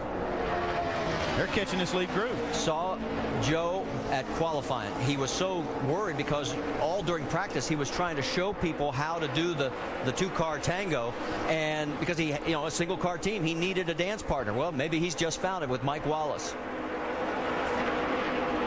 You can see where they are. 193 miles an hour. Remember, we qualified at 179 when these cars are by themselves out there. McMurray leads another lap with Sadler second, Bain and Edwards. That rounds out your top 4, but it may not stay that way for long. It's the way it's been today at Talladega. Yeah, just kind of close back on that. Joe Nemechek and Mike Wallace talking about teaching old dog new tricks. Got a crash with Mike Bliss involved this time. Bliss, who actually got pushed to the lead of this race, through the grass. Looks like he might have got pushed off the track in this case. No damage again. These cars are getting spun out and they're not really hitting anything. No contact, Paul. No contact. No contact. So again, it's probably the same scenario that we have seen so many times today. Yeah, I think we'll see this happen on the entrance to the corner once again. It just turns that car down is a good thing, out of harm's way, so to speak. Mike gets it back out on track. Look out on it. As we've completed 54 laps of the 117. And we'll get another look at it now. Yeah, you can see right here, he's getting a good push from Joey Logano getting into the corner. And then they get just a little bit separated and just enough contact there. Yeah, but another responsibility of that driver in front is to hold that car as steady as you possibly can. You start moving around, and then you're creating a problem for yourself because there's only so much the guy in the back can do as far as pushing you and trying to stay lined up on your rear bumper. What's amazing is they don't hit anything. I don't know how they're doing this, spinning these cars out at 190 miles an hour. So with the 4th caution out, that'll give Scott Wimmer the lucky dog. And that'll bring 33 cars back onto the lead lap. Cars make their way down the back straightaway. We've got 62 laps to go. So far, we've had 13 different leaders with 25 lead changes in the 55 laps that we've won. See everybody gearing up for the stop. Yeah, you see the NASCAR officials are pointing that pit road is open this time so the crews know. The light's still red at the end of pit road, but it's going to turn green when they come around. Only 5 cars are listed out of this race officially. Harvick, Harmon, Andrews, Long, and Jeff Green.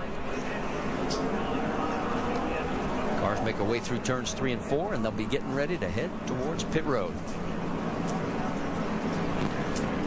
There's a lot of indecision down on pit road because they could still make it on one stop. If they make a pit stop here, they still don't shorten that. They still have to make one more stop. So there'll be some cars that'll probably stay out, some that may come in. We'll see what happens here. Well, let's take 2 scenarios. If you're running up front, do you stay out? Well, it depends on it. There again, Marty, it's with your partner. What do they need to do? If you have a need, come on in and you maybe pit with your partner. You see right here, Kyle Busch is coming in with his partner. Looks like Brian Scott. Who else is coming? Looks like Michael Waltrip. Yeah, our booth position is all the way down at the far end of pit road, and the 18's in, Vince. Well, Kyle Busch hasn't been able to get with the partners that he's wanted throughout the course of the day today. Brad Keselowski and Mike Bliss. Maybe Brian Scott will help. The 20 of Joey Logano, they checked that nose. Again, they're concerned about the hole that was in the front of the car early. Put fuel on it. They got a problem up front, Doc. Dale Earnhardt Jr. gas only, no problem, no tire change. So the car is good. It's just basically biding his time. They topped it off with Sunoco fuel. So now the 20 has got the hood up, and problems for Joey Logano. So that dance partner that Kyle was hoping might be his teammate may not be there. They're working on the ductwork in the nose where they've had some contact. We saw that with Mike Bliss. All right, while we continue under this caution, now let's go back and we'll show you also what happened to the 22 of Brad Keselowski right there. As he tries to get in to his pit box, he's got to wait for Brian Scott to come out.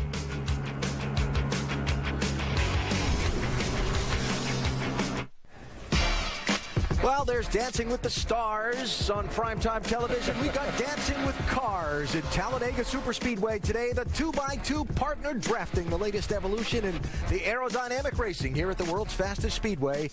Double wide, double file. You got to have a partner if you want to go have the big party at the end of the day. Exactly right. The strategy is pretty much straightforward. Everybody knows what they have to do. They have to find the one to be with in order to go forward. So it's been interesting to watch these people, these racers, try to figure out who is the fastest partner. Now, these guys also are jumping around on different radio channels, as we've documented earlier today. And when 2 drivers are on the same radio channel, sometimes you hear some kind of funny things.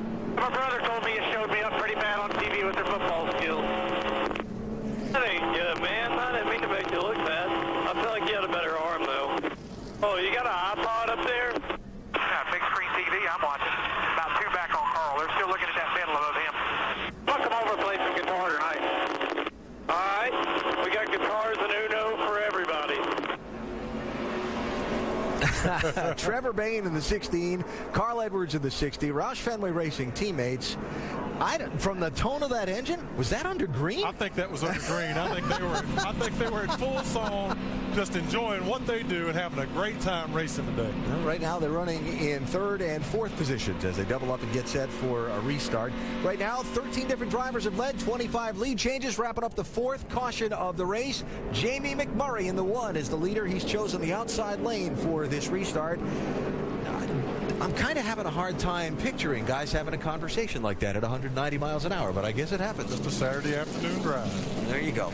So you see the field getting set to go. We've got 33 cars on the lead lap at this point, and getting ready to have a look at the front row and how they line up double wide going back on through our little restart lineup reset.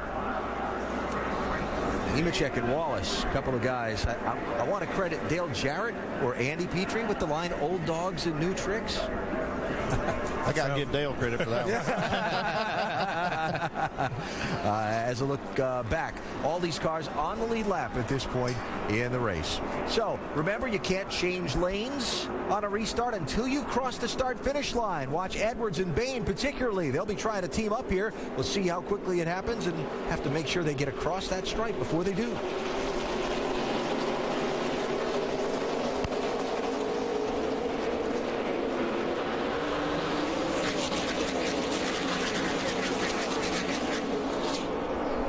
Well, the music has started, so pick your partner.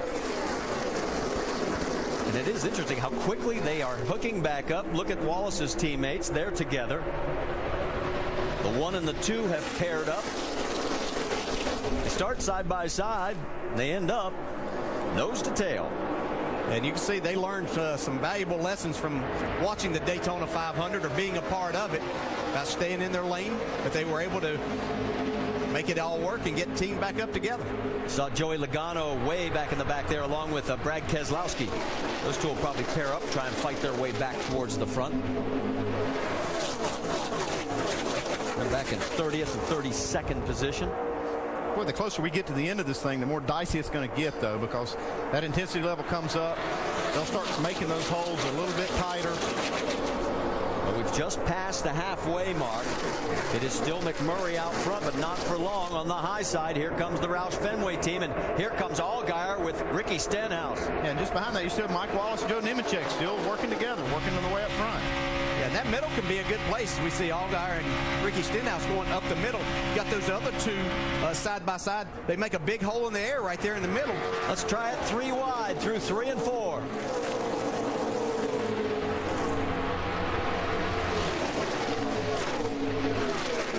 Allgaier lost his partner for a second, and look at how quickly the Pilot 62 closes. Yeah, but he lost his partner.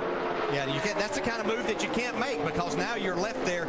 You're going to find yourself dropping back quickly. McMurray right there as well. Holy smokes, that gets close. Whenever somebody breaks apart like that, the closing rate gets scary. Remember Dale Jr.'s comments on the radio? The guy behind can't see a thing.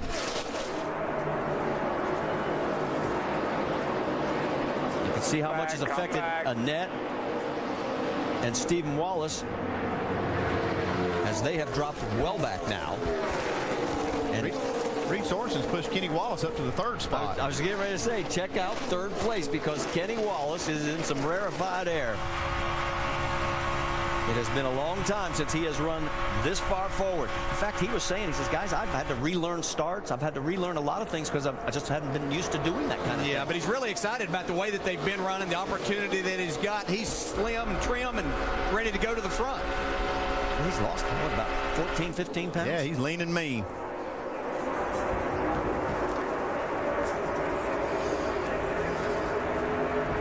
We've got more. Vince, you've got more on Kenny? Well, it shouldn't be surprised that he's running well here at Talladega. His best finish last season was an 11th place finish here. He said earlier today, goal is just to get to the end and then just hope to be in a position to have a chance to win. Of course, we're still a long way from the end, but he's got to feel good about the way he's running here so far, getting some help from Reed Sorensen. Tell you what, Kenny Wallace and Scott Zipadelli as crew chiefs, been a nice combination here in the early going this season. Well, his last top 5 finish was Memphis back in 2008. He does have 2 top 10s this year in this 09 ride. Still out in front is Jamie McMurray and Elliott Sadler. Trevor Bayne, Carl Edwards right behind.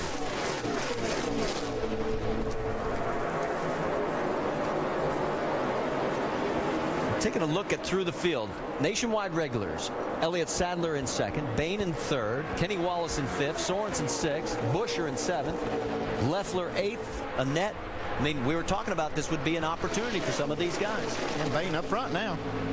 It's a big push from Carl. We're going to go to the outside. Through the tri-oval. Looks like Kenny's going to try for the lead. They may get it. Not this lap. It's still Bayne, Edwards, Wallace, and Sorensen. But they're going to hang on that high line. Yeah, Reed Sorensen doing a nice job hanging right on Kenny Wallace's bumper there, pushing him to the front. I think they'll be back in front by the time they get back to the start-finish line now. 28 lead changes so far. Look again at the 1 and the 2 pairing up as they are streaking on the high side. At some point here, Dale, you got to start thinking about the end of the race. I know all this is fun and games but playing right now, but they got to figure out where they need to be and position themselves for this to the end of the race. Yeah, I think they're all thinking about that. And we look in that mix right there. We also see Sam Hornish, who spun just a little bit ago. He's hooked up with Brian Scott, back up here battling in the top 10 once again. Hornish shown in the 8th spot right now. Kenny Wallace will lead that lap. Yes, he will. First time that Kenny has led in 2011, and he is our 14th different leader. Right behind him, pushing him, is the 32 of Reed Sorensen. What are you hearing, Doc? As you watch that tandem, Marty, the 32 and the 09, what's happening basically is Reed Sorensen is using his radio to help steer for Kenny Wallace, telling Kenny where he wants to go, where he wants to run. Kenny wanted to run way up toward the wall. Reed said, no, we're going to lose too much momentum. Basically what he said, with all due respect to the spotters, at this place, the drivers should be driving the cars and talking to each other, not talking to spotters. And that right now is working really well for the 32 and the 09. Just watching Kenny Wallace, he's sawing that wheel now. That's a lot of steering for this track. Yeah, there's nothing easy about this because that back car is pushing you so much, it's almost lifting the rear wheels off the ground, and you're having to really keep up with your steering. You see, now they're making that switch. Inside. Drag your brake a little bit. Clear. You heard him call for dragging the brake. He gets back hooked together. Not yet. They're not quite latched up. And look how it is costing them. After leading a couple of laps, they're going to be pushing to be right in the top 10. That's how fast it can change. 66 are complete here at Talladega. Jamie McMurray's back up front. What? We are under our 5th caution here at Talladega after 69 of the 117 laps, and that's the reason why Ricky Stenhouse Jr. tags the wall with the right front. But this was a crash not of his making. This was earlier in the lap. The Allgaier gets loose in the tri-oval. They recovered from that, though. That wasn't the problem. And they made the swap. See, right here, the 31 car is leading Ricky Stenhouse over there. He thinks that they have those cars cleared. Stenhouse does, too, obviously. Trevor Bayne is still there, and it turns him into the outside wall. Yeah, you're basically having to clear 2 cars. Right here, the second car is just not clear. Catching some slow ones. Watch them up here. So a tough break for Ricky. All clear, man. He has top 10 finishes in 5 of the 6 races in 2011, but that's not going to happen today. Now, we are going to get a red flag. You saw the fire because there is oil all down pit road, and they're going to have to check how far out it extends onto the racetrack. The last DNF for Stenhouse was May of last year. Yeah, they're going to have to red flag so they can clean. It's a big mess on the back straightaway all the way down to the entrance to pit road and down pit road. It's just going to be easier to clean this up without having to deal with traffic. So they'll stop the cars after they cross the start-finish line.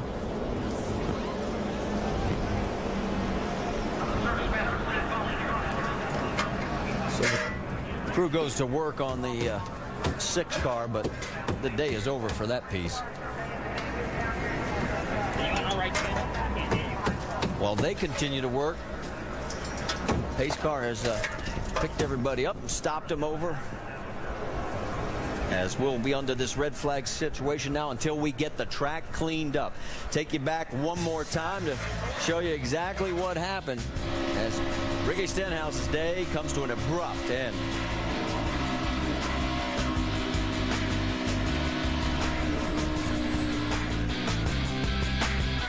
And radio.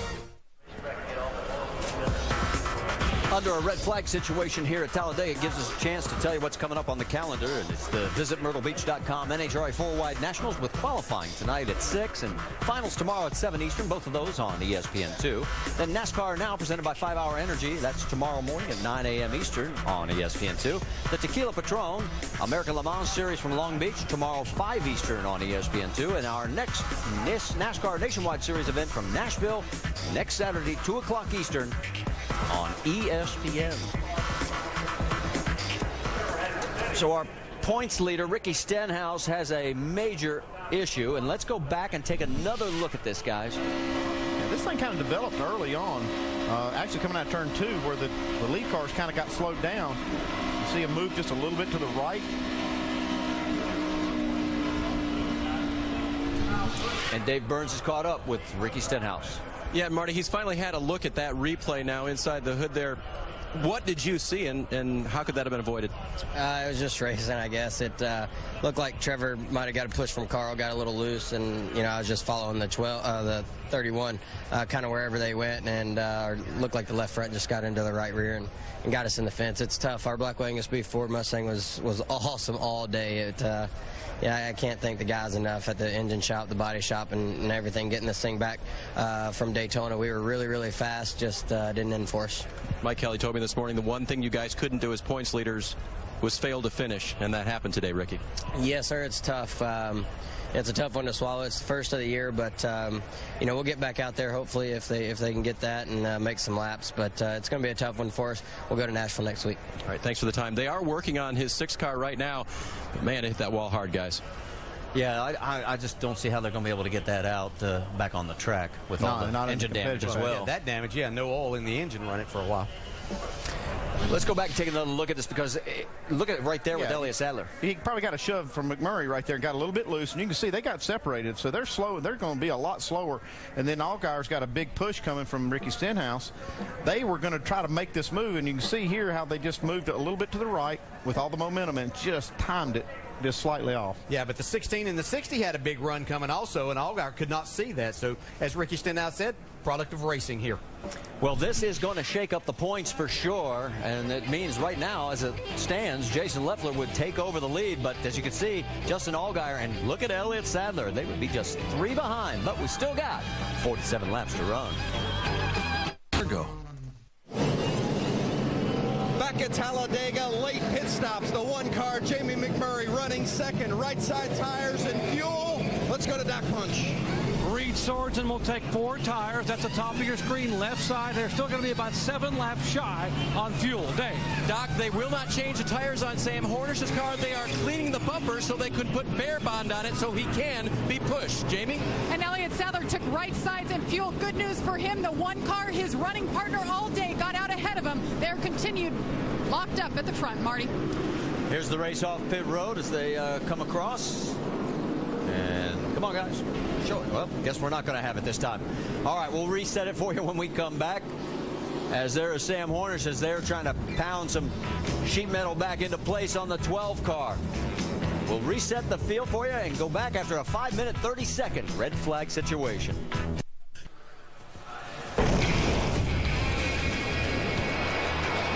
How about your shoes? Are they tight? 10-4. Got fireproof underwear on and everything else. 7 and 33. Let's switch partners so we can communicate better. Let's check up right here. They're going everywhere. Let's check up. Fine with that there. Anytime you want to, just let me know. Side 4's having issues. It was going early. Right off the bat. Yeah, I know. I just wanted the TJ to get off the damn radio. I need to tell him because he cannot see nothing behind me. I need to tell him what I'm getting ready to do. Caution's out. Caution's out. Just trying to figure out a pattern. If we're the push car, then I guess we're on their radio. I think that's the best way to do it. Just some of the excitement that we have had here at Talladega Superspeedway today as we've knocked down 73 of 117 laps as we're getting ready to go back to green flag racing. And let's listen in again on Carl Edwards, who's in the 4th position. Well, if you want, stick around. If you want to after the race, go play some football or something like that. If you want, throw a frisbee around or something. All right, I'll let you know for sure. Here you got Annie all weekend by yourself. I saw your mom at dinner last night. She said just you and Annie. That's cool. I hate to interrupt y'all's social hour here, but what we're going to do, we're going to take 2 tires, fill up with fuel, and get a tear off there. Okay, we're good. That was Mike Beam spoiling all the fun for the boys. Yeah, we are here to race, Marty. That's right. Hey, we have got 34 cars on the lead lap. Some of them happy, some of them not so happy. Right now, Sam Hornish Jr. can't be thrilled. He's back in the 28th position as they had to go to work on that car in pit road. Let's get an update with Chad Walter, his crew chief. How about it, Dave? Yep, Marty caught up with Chad on top of the pit box. Chad, how good is the fix, and can Sam get back to the front? We got an opportune caution there for us anyway to take the time. You got long caution laps here. Get topped off with fuel. Make sure that it's twice as good as it needs to be because you never know what's going to happen out there. We're plenty good to go with the damage fix on the right rear, and the Alliance Truck Parts Dodge is, man, it's hauling freight. and we really think we got a good shot at this race, and we just need to get to the end from here. Will you need any more fuel? Right now, we're just a little bit outside of our window. You know, a couple more cautions. We'll see how we are. I think we're a little bit better than a few are right now. All right, so that's a good look, Marty, at the guys who have just pitted that time and topped off for fuel, maybe a couple laps short on all cases. Thank you, David. As we want to let you know that Jennifer Jo Cobb got the free pass. She is back on the lead lap. The record for lead lap cars here, 29 back in 06. We've got 34 right now with 44, now soon to be 43 laps to go. It is McMurray taking the high side. Green flag is out. Sadler, Almirola, Edwards, and Bain, your top 5.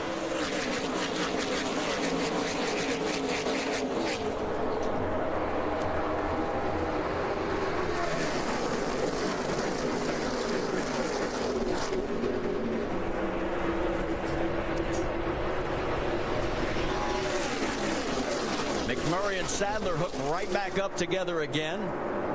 Yeah, they pulled that restart off to perfection once again to get hooked back up and pulling away from the field right now. Going through the speedy drive back there, that's where the contact was with Stenhouse's car. Whoa, a little twitch from the 7 of Dale Earnhardt Jr.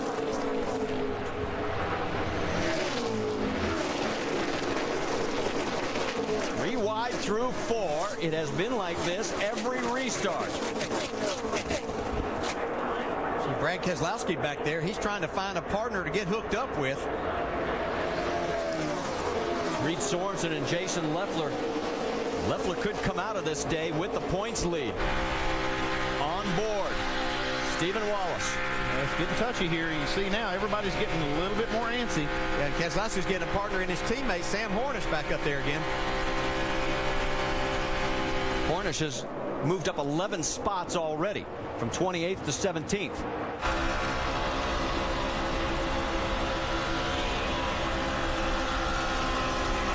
On board there with Michael Waltrip. Back up front, it's Jamie McMurray, but they're getting pressure from here, the 2 Roush Fenway 4s. Vince, what are you hearing on the number 1? Well, Jamie McMurray led 21 laps in this race last year, but ended up in a crash and finished 14th. Communication obviously critical in this event here at Talladega, but McMurray's having a radio problem. He can hear his crew fine, but Jamie's microphone is not working properly, so Elliott Sadler and Jamie Max Cruz are not hearing McMurray clearly. So far, it hasn't been a huge issue, but it seems to be getting worse as the race is progressing. You see Nick Harrison there, the crew chief on the 1 car for McMurray. They've really been worried about this as the race is progressing. They're trying on that low side, but how would you like to not have good communication in this deal? No, that's probably not going to work to their favor. But you have somebody like Jamie and Elliott working together right now. I think that they can probably work things out. They kind of know what to expect from each other right now. It has been one exciting day here at Talladega. We have had a total of 35 lead changes, 1 shy of the all-time record set at this very track back in April of 07. That's been the story of the 2-car tango, as here we go again, Kyle Busch. And remember when Clint Bowyer was so far back in this field, struggling? Well, there he is in 2nd place. There's the magic number. If we get 1 more lead change, we tie it.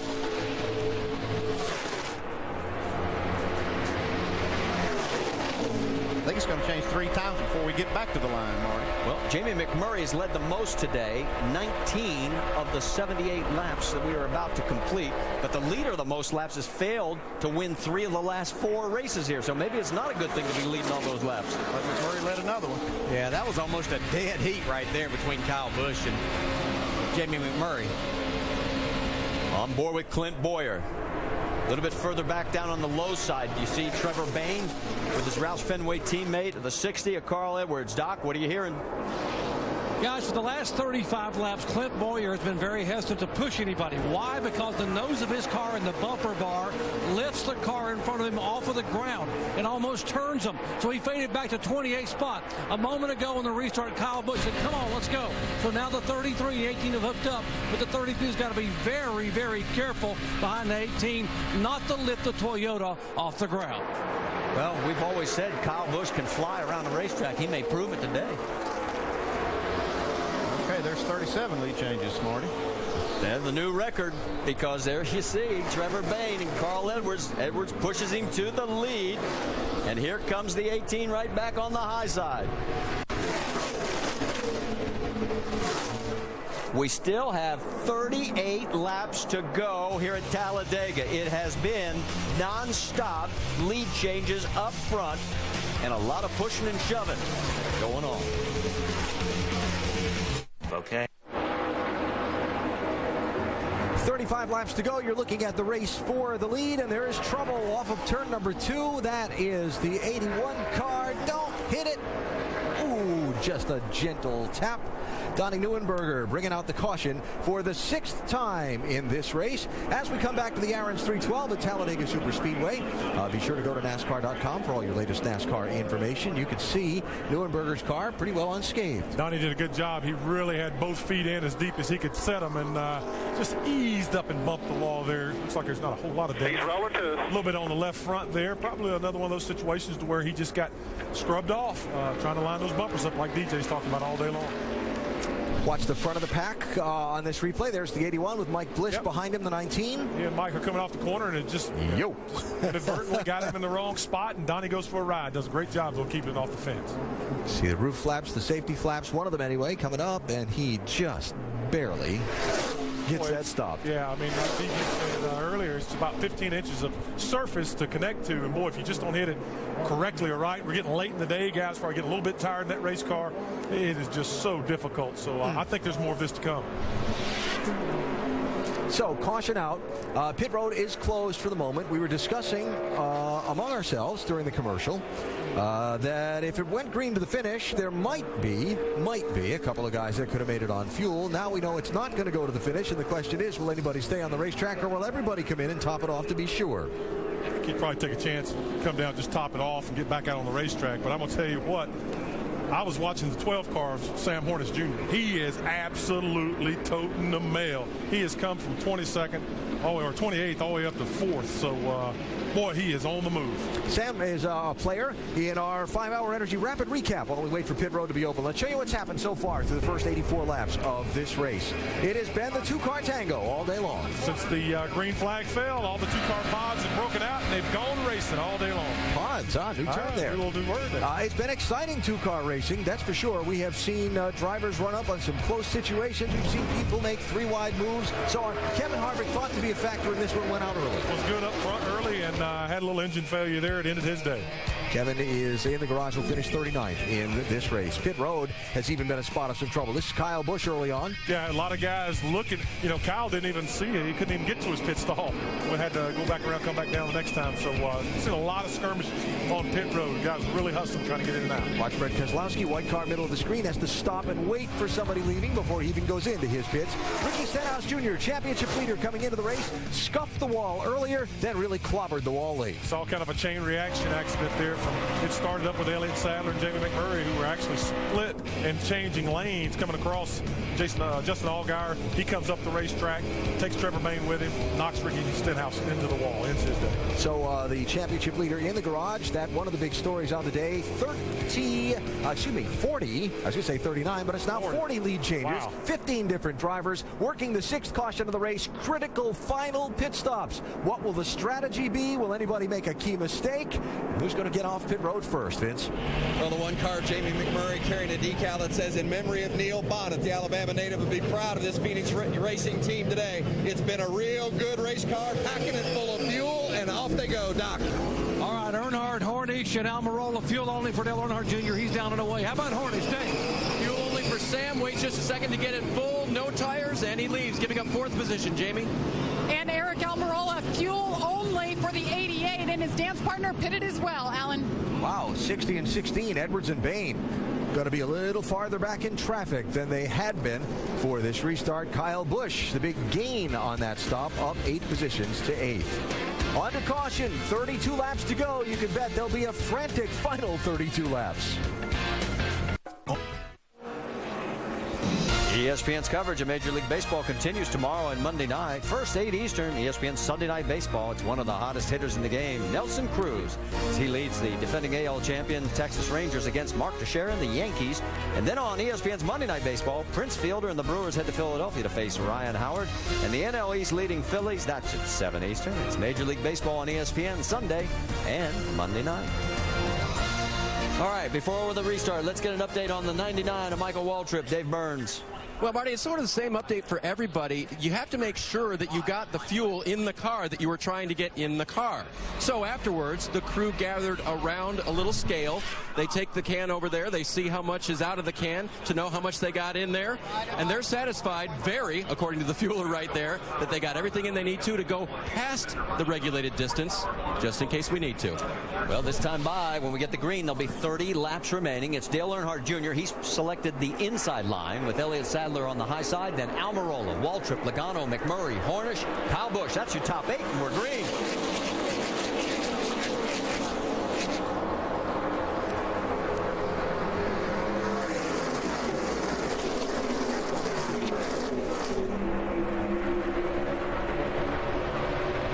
Oh, wow, did you see that? McMurray trying to find the 2-car again, almost found the 99. Well, there's some sense of urgency to get with your teammates. Oh, look out! Here we go. Man. Right into the wall, McMurray. Kyle Busch is involved. The 66 and the 99 of Waltrip goes around.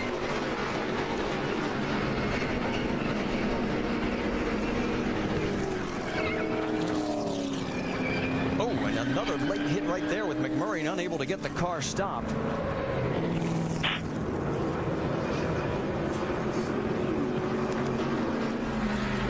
Jamie's okay, but obviously the car is not. Your fault.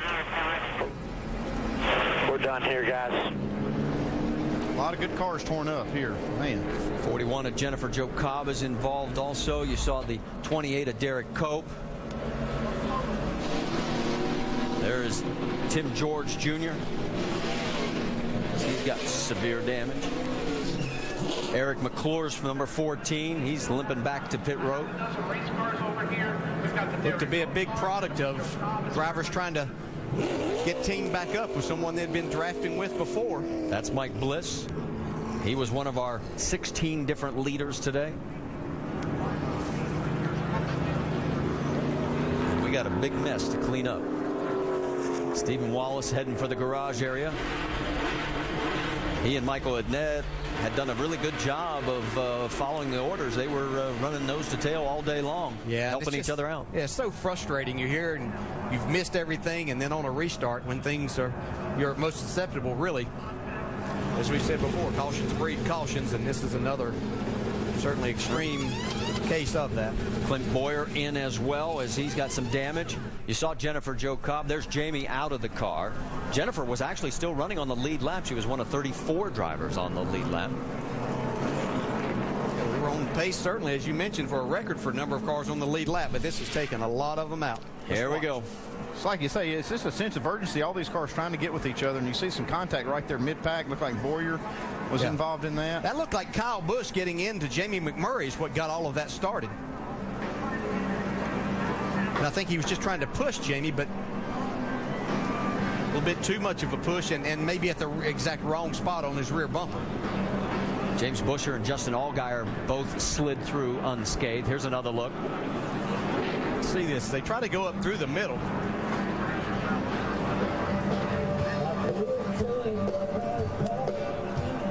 Looks like there was some contact with Michael Waltrip, too, at the same time.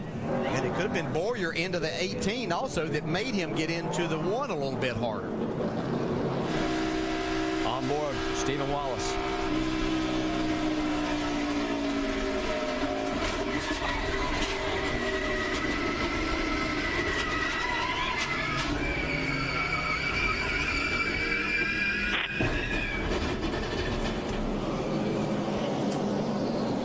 Well, Alan said it from the very beginning of the broadcast.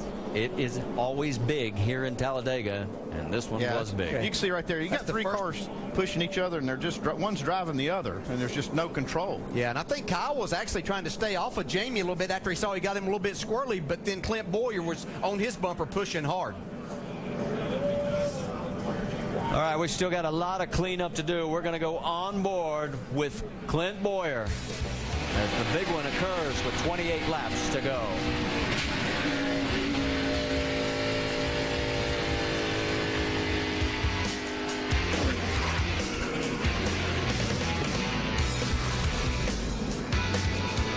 The 20 and the 12 odd man out.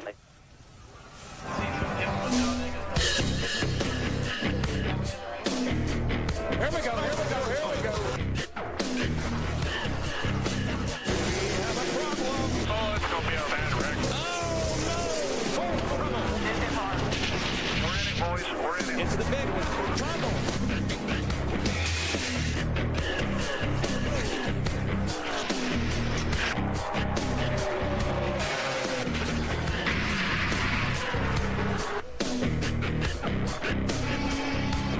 I'm okay. Look at this car. That'll be half the field right there. Well, we've always talked about the big ones here at Talladega, Daytona.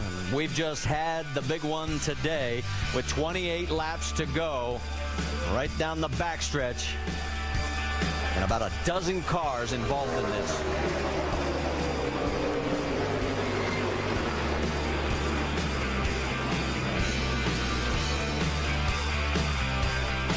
Several have limped back as we are in a red flag situation again. Our second of the day, third of the year. The only other one was back at Daytona. And Kenny Wallace had a great view of this, and he managed to get around it. You can see all these cars on the outside. Got a gap between all of them until they get right here and they start trying to come back together. And you see Michael's up on the outside against the wall. You can't hardly see him right here. It's like there was some contact almost simultaneous from the side and from the back. Yeah, sometimes on these restarts you're not exactly sure where you're going, but Kenny Wallace had gotten kind of trapped down on the inside, and it was a blessing for him this time. He was able to miss all of this. Let's go on board with Trevor Bayne. Mike Bagley says we had 17 cars involved with this one. Take a little bit longer. One outside of you, two outside of you. I'll clear, man. I'll clear. That was a big help to Trevor Bayne to get through behind this. you, man. Back off of him. Back off of him. Watch your back. Inside. And there he is. Let's talk to him as he is our in-race reporter. DJ? Hey, Trevor, Dale Jarrett. You have a copy? Yes, sir. Well, it looks like as we've got inside of 30 laps here, things have kind of heated up. What was your view of that accident right there? It's gotten a lot crazier. I mean, we saw a little bit of it earlier. I hate the 6 got torn up there, you know, it's our teammate. But that last wreck, off the corner, I saw the 99 and the 20 were broke apart, and Carl was pushing me really good. We got hooked up, and we got by all that mess, fortunately, before it all broke out. But I saw a couple pairs that were trying to get lined up that were separated, and I knew that's normally not good. So I don't really know what happened there behind us, but I'm just glad we were in front of it. We've had almost 90 laps now to figure out your car better in front. I know you want to be in front when it's over, but is it you seem to perform better with you leading Carl? You know, it's kind of the opposite of what we've seen, you know, at the last race like this. Our car was a better pusher. This time we seem to be faster and more stable being the leader. When I push Carl, it seems to move his around a little bit. But when he pushes me, we're really stable, seem to be fast, and we've been out to the front a couple times. So our Ford Mustang's good. His is good pushing us, and we'll see if we can't work our way up through here patiently. Try not to get in any of those messes. All right, we appreciate you talking with us. Have a nice 28 laps here, and we'll talk to you later on. Good, thank you. In case you're interested, Trevor will start 11th tomorrow at the race here at Talladega. And as we continue under this red flag situation, we've got another view from one of our onboard cameras and exactly what happened. Yeah, Michael Waltrip was kind of in the eye of the storm when this thing broke out. Let's see what he sees. There they come, man. Hold what you got. Right there, really looks like Murray got we're in it, guys. We just got clambered. And Vince is caught up with Michael Waltrip and Mike Bliss. Yeah, and both these guys taking particular interest in the replay, and it was just described as you were kind of in the eye of the storm. Michael, what was your vantage point? I know exactly what happened, and it happened on the radio before the restart. The 2 decided he would manipulate the restart so that the 1 could get behind him and they could work together like they had before. So, you know, it's the way you race, but the 1 and the 2 messing around got me crashed, and it's unfortunate, but that's what they decided to do, and the result was a big wreck. Unfortunate indeed. Thanks, Mike. We're going to go have Jamie McMurray here in just a moment. Mike Bliss has stepped away. Well, I think he may change his mind when he sees the replay a little better. I don't know. I saw them trying to work a little bit together. But one thing that hasn't changed, the drafting may have changed, but there's always been tempers and differing opinions as to what happened here at Talladega. Well, we have now got the red flag removed. We're back under caution. Gives us a chance also to send it to Jamie Little. Well, we've heard one opinion from Michael Waltrip. Stephen Wallace out of the race. Of course, you're okay. What did you see happen? I don't really know what happened. This is just another product of this 2-car stupid racing. But I hate it, you know. Under a lot of pressure from these 5-hour guys to get this season going off right, and we didn't need this at all. We had a really good car today. Me and Michael Annette, my teammate, were working really, really well, and feel like we had a shot to win it. You know, hell, the whole field did. So we were back there just kind of, you know, cruising around, and then, I don't know, somebody screwed up in front of us there and wrecked the whole field. But like I said, I hate it for 5-hour energy and all my guys, and it's just a tough deal. We're on board with him there. Glad you're okay. Good news is Michael Annette, his teammate, is out there. Let's go over to the medical center with Vince Welch. About the only thing that didn't work for Jamie McMurray today was his radio. Everything else was about perfect until that incident. Give us your understanding and vision of what happened there. I really don't know what happened. I was obviously trying to get back to Elliott. We'd worked together really well all day. And Elliott was trying to get away from the 99 so that I could get hooked up with him. And I pulled to the inside, and I think the 18 was behind me, and he gave me a big shove. And I thought I was just going to have to go with him because of the momentum we had. And then I just felt like I got hit in the right rear. I don't know. It's hard to do the evaluation until you see it on TV. But it was a really good day. I want to thank James Finch for giving me the chance to drive his car. That Landon did a really good job at Daytona in it. And it's just a really fast car. Those guys did a great job. Thanks, Jamie. Marty? 16 total cars involved in this incident here at Talladega. We're back under caution. 6 minutes, 45 seconds on that red flag. We'll reset it for you and go back to green flag racing.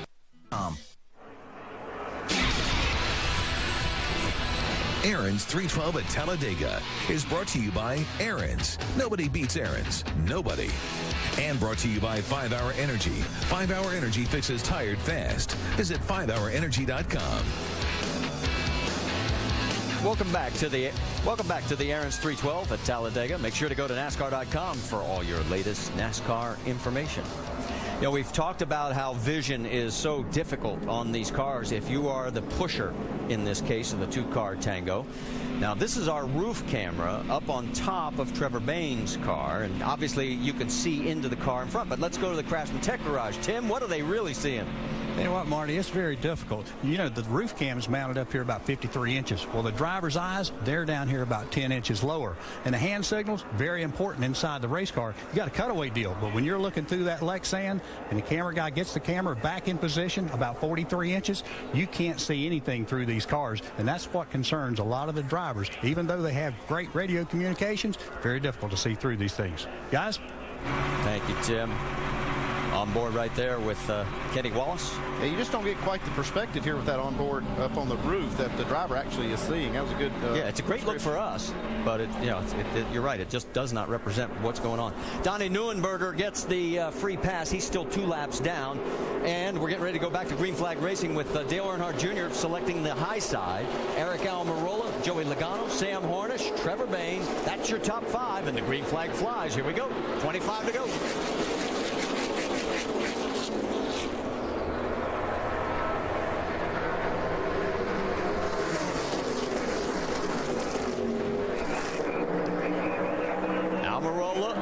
Junior pair up, the 2 Fords.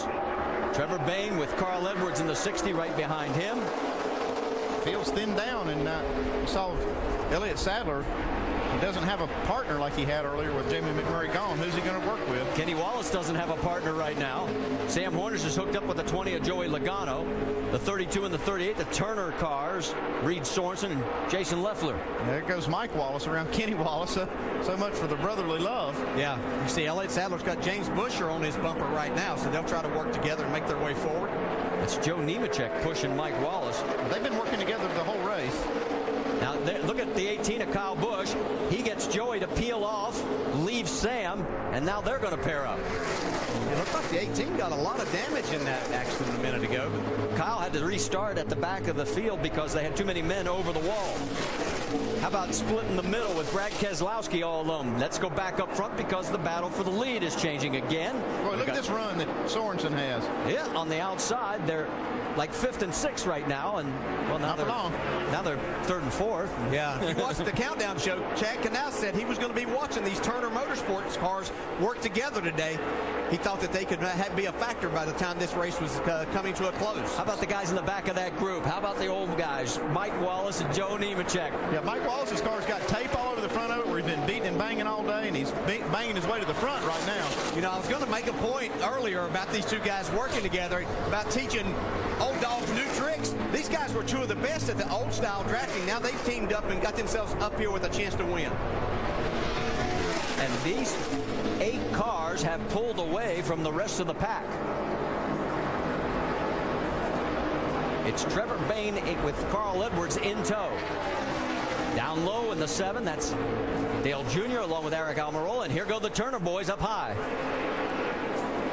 They've been hanging around here all day. Now they're going to really show some strength. You could see a big shift in the points in the Nationwide Championship chase. Right now, coming across the tri-oval, heading for the start-finish line. Those 8 cars still in that group. Let's show you what the points look like right now. Remember, Stenhouse came in with the lead, but it could be Leffler leaving with it. But we still have 22 laps to go, and we've already seen how much has changed. I think they're going to have a hard time beating this combination that's out front right now. But you get yourself in the right position, getting the right pull from them and a good push from behind, we can see how quickly that can change. Well, let's get an update on Mike Wallace. Jamie, what are you hearing?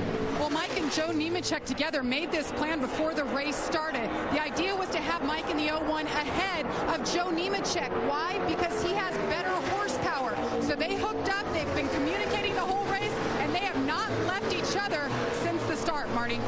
All right, Jamie, thanks for the update. You can see the swap going on between the 38 and the 32 right now.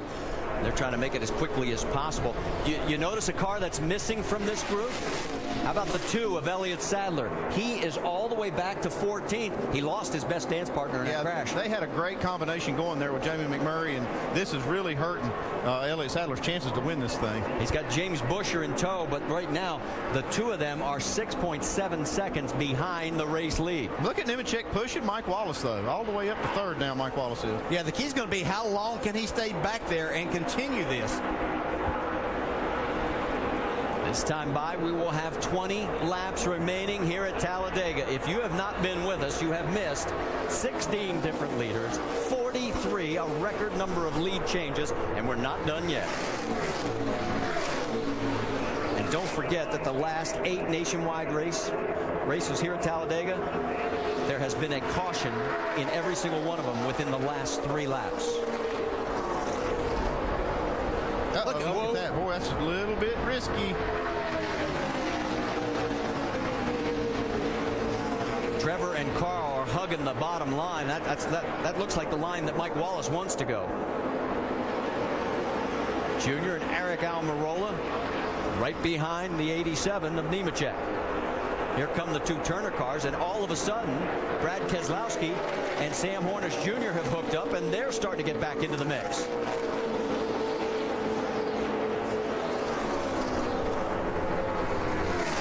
We've got all this going on. Let's get you up to speed with Nationwide Insurance on our race leaders. Jamie Little, you're up.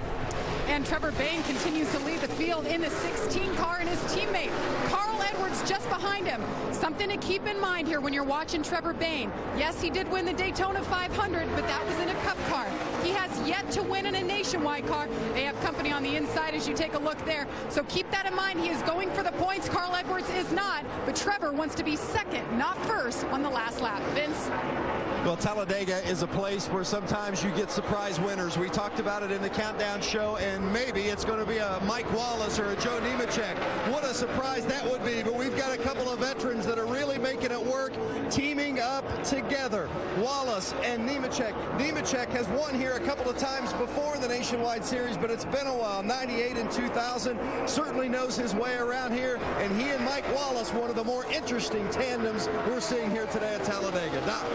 And on the outside of that twosome are the Junior Motorsports twosome of the 7 and 88. When you talk about winning at Talladega, one name comes to the top, Earnhardt. Dale Earnhardt Sr. won here 10 times. Junior has won here 6 times, 5 in the Cup car. Now, when I asked Tony Eury Jr., the crew chief, said, what's going on with the 788? His words were 2, just chilling. We're going to chill for a little while, and when Dale Jr. said, let's go, inside of 10 laps, that's when they'll make their move. Marty.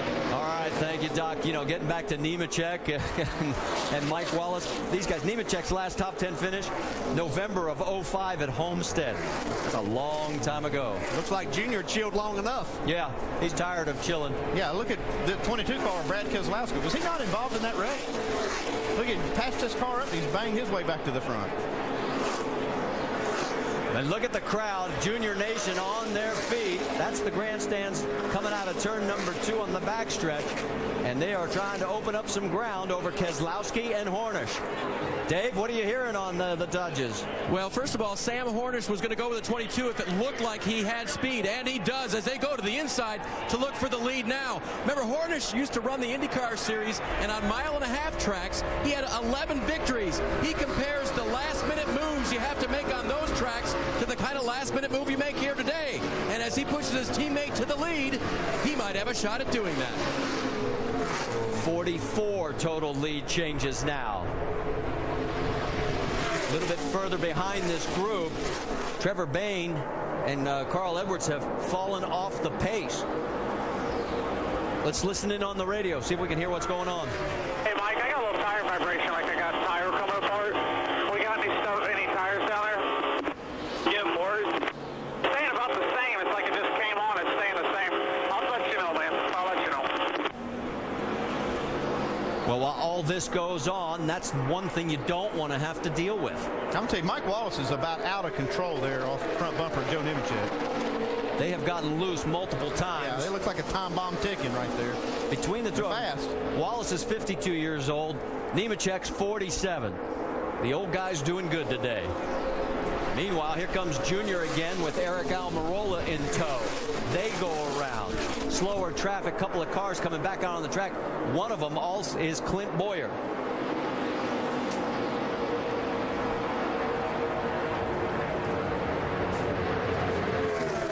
Looking a little bit further back, there is the 16 and the 60, and they are losing contact with this lead group. Yeah, Carl says he's got something going on there. Don't know what it is, but it's definitely slowed them up a bunch. Yeah, and even though they're staying attached, it may be that the 16's having to slow down enough to keep Carl right there, and they're just losing these front guys. Well, they better not lose too much more because we've got 14 laps remaining. And the guys up front aren't slowing down to let them catch up. Now you got Kyle Busch, Joey Logano now working together. Caught this group. 14 laps ago, it's going to get big. Remember, Kyle Busch has never won here. It's been his worst track. In 7 appearances, he's DNF'd 3 times. He was involved in that crash that took 16 cars involved. They were able to stay on the lead lap, and here he comes on the high side with Logano pushing. And I asked Kyle before qualifying, coming down the stretch, do you want to be in front or in back? He says, I want to be the pusher. He said, I think you're going to have the advantage slingshotting to the stripe. Vince, what are you hearing about Kyle? Well, it's been somewhat amazing that they've been able to stay on the lead lap and still stay in contention, considering being involved in that accident. They had some crush panel damage, had to check the toe, were rubbing the wheel well, had to cut a little bit off the fender. So they've really had to work on this race car to get it in position to be a helper for Joey Logano. Busch hasn't had much success here. Logano's been a second and a third the last 2 years. Maybe one of these two guys is due this time, huh? And remember, Logano had the hood up. Here goes Mike Wallace for the lead. Mike Wallace and Joe Nemechek. They're going for the lead now. On the low side, underneath the 22 of Keselowski. This ought to bring the fans to their feet. I'll tell you, Johnny Davis, the owner of this 01 car, he worked so hard. His team's underfunded. For him to pull a victory here would be incredibly huge for that team. Remember when Nemechek got the lucky dog back on lap 45? He's now running in second place. You see Mike Wallace has damage on the front. They've tried to repair. That tape's trying to stay on there, and he's just driving the wheels on this thing. We told you earlier about all the records that Nemechek holds here. Most starts, most laps led, most top fives, most top tens. Right now, he just wants to win. There are his numbers that he leads in those categories. Looks like we're going to get another lead change as here comes Junior and Eric Almirola. And now the 01 and 87 quickly slide back from leading to the fourth pack. Yeah, and you could get a little bit of a glimpse there. All the damage on the left side of Kyle Busch's number 18 car. I don't know how these cars damaged like this are running this fast. Yeah, I mean, you look at Keselowski leading this thing with the whole right front corner gone. Yeah, I thought this was supposed to be an aerodynamic track. Looked like they'd been at Martinsville for a full day. That's Morgan Shepherd as they are flying around. Morgan's all alone right there. He is 15 laps down. We've now had our 48th lead change, and we're not done yet, folks. And you see Carl Edwards and Trevor Banks creeping their way back into the picture. Up on the high side. There they come as they have moved their way back. I just gotta stay cool so I don't, over the last 5 laps I just push. Yeah, that's cool, man. Yeah, let's set it up where we're in position where you can stay right in line those last 5 and we'll be good. Jamie, let's update what's happening down there. Yeah, in the 60, Carl Edwards saying he's running hot right now. He said, I just need to cool it off. He's like, we're going to be fine, Trevor. Trevor said, we need to get to the front. Now the spotters are jumping in saying, Trevor, we have plenty of time. Relax and let the 60 cool down. Yeah, that kind of explains what's going on here. You know, they're not really tucked in tight because they want to try to keep the cars cool for the big push at the end. I think you'll see these two cars figure in the finish. Yeah, and what you want to do there, you don't want, Trevor's a young guy, and he thinks they need to be there now. You want to be going forward in these last 3 or 4 laps. You get there too soon, you're going to have people coming back by you. Look at Kyle Busch and Joey Logano. This is unreal that these guys have had all these difficulties and they are in the mix as we are down to less than 10 laps remaining. There comes Joe Nemechek and Mike Wallace back into the mix. They're going to go down low. Oh, whoa, baby. And again, Wallace gets he loose. Is out of control. And Mike Wallace may be leading again at the stripe as they come through the tri-oval, and it forced Keselowski to bail. Yeah, that's going to create a little bit of a gap here. They're going to struggle getting back together. Yeah, I don't think that was a planned swap right there. Our 49th lead change. Yeah, look at Carl and Trevor coming up through the middle. I guess they let it breathe just long enough. They have pulled up to 3rd and 4th. You've got Kyle and Joey down low, and there are the Turner boys with Leffler in the 38, Reed Sorensen in the 32. They go around the slower traffic. Everybody makes it. Here comes Trevor Bayne. Yeah, this shows the potential of these two cars right now. They're working really tight, doing it like they need to. They're going to be able to make it to the front. It's just that timing thing, Dale. Just like you said, are they going to time it correctly? Talk about winless streaks. Mike Wallace at 179, Joe Nemechek at 86. These guys have a legitimate shot at winning this race as they are still in the mix with now less than 8 laps to go. You see Junior and Eric Almirola switching right there. And again, down low. Remember when Keselowski had to bail? Well, now he's got back underneath Sam Horner Jr., and there they go. They are coming. Yeah, and this looks like the fastest way for these two cars by what I've seen today. Sam Horner's car is really good out front, but this 22 has a lot of power, can push hard. Did you see how they closed so fast on those two, the Roush Fenway guys? And he had to go high, and Keselowski, remember, he can't see. Coming down through the tri-oval again. Here comes Almirola and Junior down on the low side.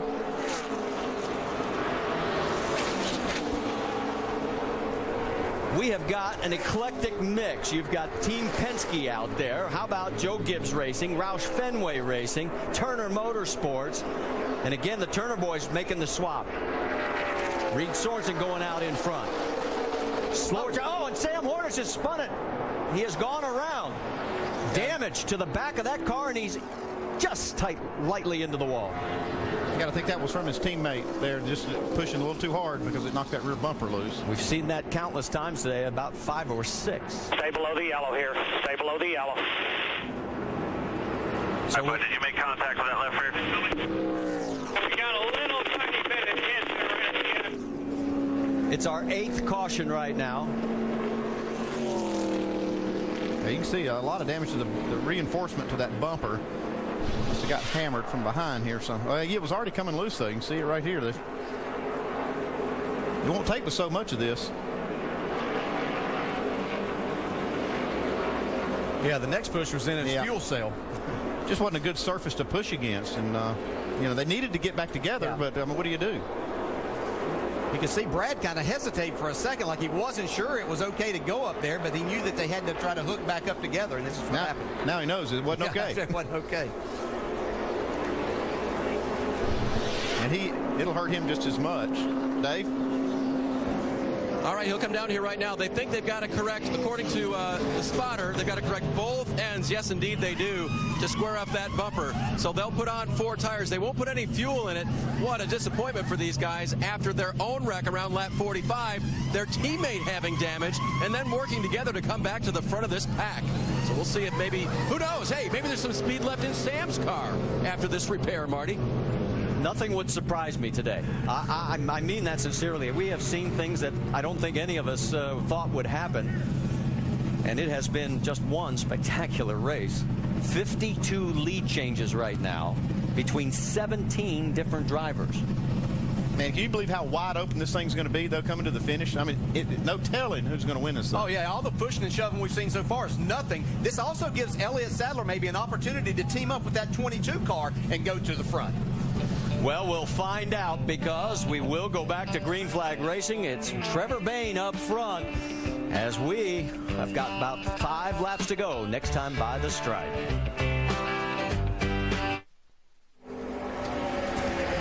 Big things have been happening at Talladega Superspeedway all afternoon, and now it's time for the big finish, something we have seen many times in the NASCAR Nationwide Series here in recent years. Always comes down to this. Absolutely. The last time. 3 times in the last 4 years, the lead has changed hands on the final lap.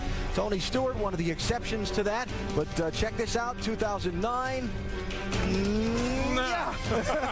David Reagan with his first Nationwide Series win. Then a year ago, Brad Keselowski pushes to the front as the big wreck happens behind him on the final lap.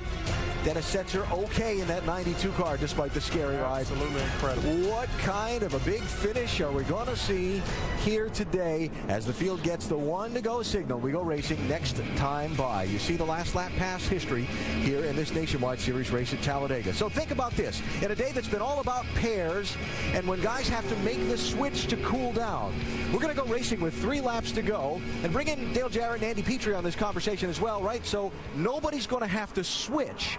So really, it's how you pair up and how you fall into line on this restart that's going to set up how you get to the white flag, and then anything's on after that, right? They're not going to have to switch, Alan, but I promise you, it's going to get crazy coming to the checker.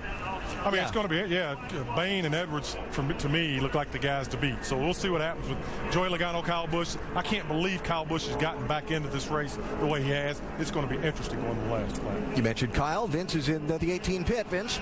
It is amazing that Kyle's in this position, Jason Ratcliffe. Now what? Well, now we We need to complete at least 4 more of them. Wow, this play is just tough. You never know what's going to happen. I think our Z-Line Designs Toyota's been hitting all 4 corners and then some. Hats off to these guys on pit road. They did a nice job. Kyle thought, he said, man, I got hit 6 or 7 times. There's no way this thing's going to be able to go back on the racetrack. And the guys down here did an awesome job of patching all 4 corners, you know, and getting all the sheet metal pulled out. And we're actually up here in the front with an opportunity to win the thing, so it's crazy. But him and Joey hooked up. That's what we wanted to get to all day. We worked with those guys in practice, and we felt good about our cars together. Of course, our car was in much better shape at that point, but I think we got a shot at it. It's going to be fun to watch. We're about to find out. Alan? Vince, thanks. There will be 3 laps to go in this race. Remember Michael Waltrip's comments after being taken out of the big wreck about Elliott Sadler and Jamie McMurray manipulating a restart to get back together. Well, now Carl Edwards and Trevor Bayne are side by side. They've been drafting nose to tail this whole race. How will they get back together? What's going to happen behind him? Who's going to enforce his own will on this thing? Here we go for the final 3 laps, Marty. 9th straight race that there will be 3 or fewer green flag laps to end the race. And you're right. Here we go. Get together here, guys. Carl and Trevor did it pretty quick. Kyle and Joey. Yeah, 01 and 87 got reversed in their order here. A little too much contact between the Gibbs cars. That's going to hurt them as they drop about 3-4 positions. And here they go even more. Yeah, and the 2 and 22 are hooked up. As we mentioned, that may happen. Down the back stretch. Oh, and contact. Michael Annette's into the wall. Brian Scott's into him as the 32 of Reed Sorensen does manage to get around. And we're going to have a green-white checker. Yeah, that's why you heard Jason Ratcliffe say at least 4 more laps, because we can have up to 3 of these. Tough break for both of Rusty Wallace's cars. It also gives us a chance. That last yellow, we're up to 9 now. Timmy Hill, the leader of the Rookie of the Year points, he got the free pass. We can also update you. Kenny Wallace, remember he was running so well for a while there. He actually reported a fire in the cockpit. They are behind the wall right now, listed in 24th position. There you see the damage on the 11 of Brian Scott. And let's go back and see if we can diagnose this one. I think it's going to come down to just maybe too hard of a bump once again. Yeah, it looked like, you know, Brian Scott definitely got into the back of the net. Yeah, little contact on Joey's car, but it looks like he's going to be none the worse for wear. It's the time of the race that you shove a little bit harder trying to get your partner to the front. Yeah, we couldn't tell by that replay whether Brian Scott was actually getting some help too. Yeah. You know, there's looks like 4 cars together. They could have all been touching, and that's what, you know, that's why that doesn't work. At least a couple of cars are totally out of control there. The front car and the back car have a little control, but the middle cars have none. We talked about how the second guy can't see. Well, the third and fourth guys in line absolutely can't see anything and have any idea what may be happening in front of them. Well, this is starting to look more like Martinsville, the way these cars are all banged up. The short track racing instead of super speedway. You can't tear one up that bad at Martinsville. All right, let's get set up on the 7 car. Dale Jr., what are you hearing, Doc? Well, Marty, Dale Earnhardt Jr., he may own both the 7 and 88 car, but he's very unselfish in what he said to his driver, Eric Almirola, just a moment ago. Listen in. You just do whatever you think you need to do, man. I mean, if that's something else beside me, you do what you got to do. It's a 2-lap deal. We ain't going to have a whole lot of time to, you know, we can lock up and get the shit done, but we can't fart around doing it. But if it looks like you need to go, go. I'll probably find somebody else to work with, but we'll try to do what we can. So Dale Jr. basically turning him loose. Now I got to ask you, if you're Eric Almirola, do you leave the Pied Piper of plate tracks, Dale Earnhardt Jr., to go with someone else, or do you stick with the man and see where he'll take you? Well, I think Junior right there is just saying, hey, you do what you got to do because I'm going to do what I got to do. That's exactly what he was saying. Scott Wimmer's going to get the free pass on this 9th caution. If you're wondering what the track record is, it's 10. Hopefully we don't have another one. While we've got this brief moment, let's show you our ticket to the race, because obviously next week we're going to head for Nashville, then on to Richmond, Darlington, Dover, Iowa, on down through. We hope to see you at a stop not too off in the future. Gives us another chance to get caught up down on pit road. How about Trevor Bayne's crew chief, Jamie? What are you hearing? Chris Andrews sitting here just shaking his head a little nervous. I see on the board right now they have Trevor 5th and they have Carl 3 spots behind him. What do you say right now? I say that it's in Trevor and Carl and Joel's hands now. They've got 2 really fast Ford Mustangs. Take about 3 laps to make it to the front, and that's what we'll have to go. All right, we got to just watch and see what happens. Let's go to Dave. Of course, the Penske Body Shop hard at work again for Sam Hornish Jr. Chad, how is the fix this time? I think we're going to be all right. You know, there's just so much beating and banging out there, and you can't afford not to do it. These guys have shown a lot of mettle. We had our teammates come down and help us out with some repair items, and Sam's done a heck of a job. You know, nobody's given up on this number 12 Alliance Truck Parts Challenger, and we're really looking forward to a good finish here. I still think we got what it takes to win. He got about half a lap of speed at speed. Is it still solid? Yeah, the bumper's solid. We got one little piece of tape that's flapping in the breeze, but everything's real solid, and hopefully we'll have the right partner in our 22 teammate with Brad Keselowski, and it'll be a good finish for Penske Racing. All right, thanks, Chad. Let's go to Ben Swelch. We're going to have a green-white checkered finish, and Joe Nemechek is going to lead them to the line. Steve Gray with Joe. Does Joe have enough to win this race? I think we do. Joe's good here, and he's been communicating. Him and Mike have been working really good together. Right now we're working with hoping that we can work with the 22. We don't know what's going to happen, but when they drop the green, we're going to do everything we can to win this race. Having to pinch yourself a little bit to be in position here on the final lap? At the start of the race, we went a lap down because we didn't have anybody to run with. We were 4 seconds off of the leader. We got hooked up with Mike and went to the front. Got our lap back. Everything's good. So hopefully we can win this thing. Going to be a green-white checkered, Marty, and boy, what an exciting finish it'll be if Joe Nemechek comes across. Our first green-white checker of 2011. It'll be the 5th in the Nationwide Series here. As you know, you want to flash back a little bit to Joe's wins, the 2 that he had here. There've been some great moments for him. We showed you. How about this one back in April when he was running the Bell South car and that beautiful paint scheme, and there he was from Lakeland, Florida, taking the trophy home. And boy, Mike Wallace's car looks like it's been in a heavyweight fight, and he's got his nose broken. Right behind them, there's Brad Keselowski. He's got damage on his car. Doc? Well, with crew chief Todd Gordon, and Todd in 2009 in a Cup car, and last year in a Nationwide car, your driver Brad K got it done on the final lap. Can he do it today? Have to see how it all works out here. You know, it's about Paris racing, and just see how it all sorts out. It's pretty wild when we get these things going. I think we got a shot. We'll just see where it goes. Amazing that a car with that much right front damage and Barabon holding the fender together has a chance to win it at Talladega. Guys? Well, he is one of the 3 of the 16 Talladega winners that are in the field. Brad, Dale Jr., and Joe Nemechek. I have a feeling we're going to have some unlikely pairs when this thing gets to green. Yeah, but the pair that I see that's lined up on the inside road, 5th Trevor Bayne, 7th Carl Edwards. They're not going to have to do any manipulating, any moving around. They're hooked up, ready to go as these others try to get in line. So they'll be full speed ahead. That's what I say. You can't mess around. Just like Junior said, you can't mess around and try to get this thing to work. You only have 2 laps to get it done. Well, I hope you have not tuned out during any part of this today, because we have had 53 lead changes, a new record, 18 different leaders, and here we go. Nemechek is going to be on the inside. Alongside in second is Mike Wallace, then Brad Keselowski, Elliott Sadler, Trevor Bayne, Justin Allgaier, then Edwards, Hornish, Earnhardt, Almirola. That is your top 10. And the pace car pulls off. And look at this crowd. Not one person is seated right now. Green-white checker. First one of 2011. Who's going to win at Talladega as they come through the tri-oval, picking up speed. Green flag flies, and we're racing again at Talladega. Now Mike Wallace and Joe Nemechek are not together. Got new partners. Keselowski right behind Nemechek.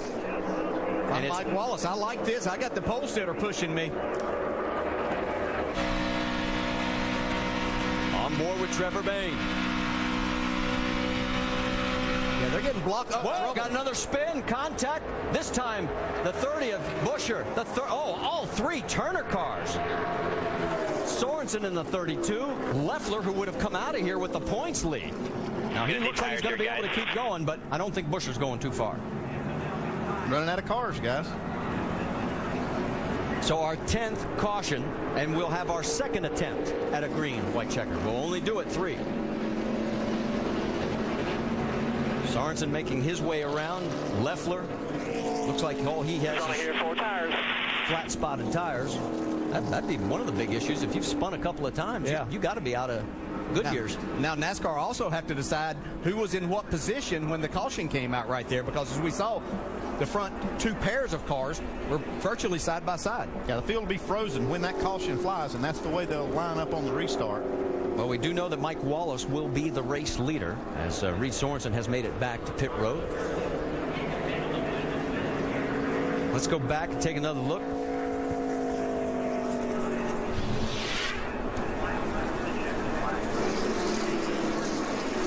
Yeah, just had too much momentum right there and just got into the back of Leffler. Yeah, Leffler tried to pull up and take advantage of a faster car coming to give him a push, and he got a little more of a push than he bargained for. Yeah, because you're getting that push from two cars, not one. You got two cars there. That's the chance you take anytime you pull up to block. We haven't seen a lot of blocking with this type of drafting, but that's exactly what can happen. That's why we haven't seen a lot of it. Well, and there's a hard lick right there in the right front corner. Well, Sam Hornish did a nice job of avoiding that. He's had his share of problems already today, but he missed this one.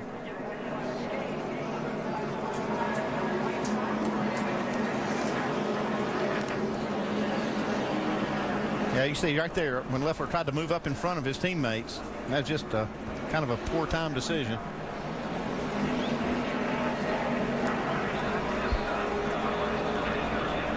Well, we have, as we've gone into a record-tying 10th caution, I'm looking at my watch, and we are past our scheduled time off, and that means NHRA drag racing is going to be coming up next right here on ESPN2 with the 4-wide Nationals qualifying, and their finals are tomorrow on ESPN2 at 7 Eastern. Then NASCAR Now, presented by 5 Hour Energy, tomorrow at 9 a.m. on ESPN2. The Tequila Patron American Le Mans Series from Long Beach, that's tomorrow at 5 Eastern on ESPN2. And then our next stop, Nationwide Series, will be in Nashville, Saturday at 2 Eastern on ESPN. We'll be over on the mothership. Free pass is going to go to Blake Cook, so as he gets one of his laps back. Looks like the body shop's still open down there. I guess they stay open past 5. A little more fuel just in case we have another. Yeah, that'll be another. Yeah, well, the guys up front, are they going to have enough fuel? Did they get enough fuel in their cars the last time for a green-white checker? For this is the second attempt now. And potentially a third attempt as we swing downstairs to the pit studio. Alan Bestwick, Brad Daugherty. You talked about on NASCAR Countdown a few hours ago that at every Talladega race, you get to the finish and there's one guy you stop and you say, wow, how'd he get that on the day? Someone that just finds a way to get kind of like a career best finish at a Talladega race. Well, today's is going to be the young man driving that car. That's the number 15. That's Timmy Hill. He's an 18-year-old making just his 6th career NASCAR Nationwide Series start. Never raced here at Talladega before. Right? Best career start before, 25th. Best finish, 24th. He's stayed out of trouble today. Look at that car, how clean it is. Absolutely clean, yep. And yeah, you haven't seen him up front, maybe mixing it around, but his whole thing this year is get experience, learn how to race. He's learning how to race at Talladega today, and he might just get a top 10 finish out of it. He's done a great job. He's kept that race car very clean, like you say, and he's put himself in a good position. He's back there with a couple of really good race cars that might help him move forward, like Leffler and Hornish, give him a little bit of a push, and maybe he can get inside that top 10 before the day's over. And I don't know what you were doing when you were 18 years old, but I know when I was 18, I wasn't racing at Talladega. So get ready for green-white checker finish number 2. Lots of potential players in the field. What's Kyle Busch thinking? Well, sometimes it doesn't take the prettiest car in victory lane, it just takes the fastest one, right? Stay single file for the start finish line. That 18 car is not terribly pretty as we get set for the second green-white checker. I'm going to tell you who really has gotten himself back in this mix, and I think may win this race, is Elliott Sadler. He really dropped back about 20 or 15 laps ago, lost the draft, lost his partner in Jamie McMurray. He has worked his way back up to the front, and I think he is the guy that we have to keep an eye on. Started on the pole, did Elliott Sadler. We will see if he comes back to the checkered flag in the number 1 position in car number 2. So the second attempt at a green-white checker finish. 3's the max number possible. Look at the field of cars, how few there are at this point. How many of the ones you're looking at up front are all beaten and banged up. And there's going to be a lot more pushing and shoving to get back around to the checkered flag and see who takes home the trophy here at Talladega today. Can it be one of the upset candidates? Mike Wallace, Joe Nemechek, 01, 87, or one of the favorites like Sadler or Brad Keselowski, last year's winner? Yeah. We'll find out. I think we're going to see that third green-white checker. I was going to say, we'll find out potentially in 3 more laps, but perhaps in another 7 or 8, Marty, DJ, and Andy. Well, Alan, this is the first time in series history that we've gone this far. Every other one has only been a single attempt at the green-white. This will be a first time at a double attempt. And my question for you guys is, we got some other guys out there that could run out of fuel? Well, potentially there is that possibility. They last pitted on lap 85. They'll have to go about 39 to 40 laps just if they go to this green-white checker. If it goes longer than that, I think there might be a couple of them that could have trouble. And let's update you. James Bush, we can tell you, has been checked out and released from the infield care center, so that is good news as we get ready to go.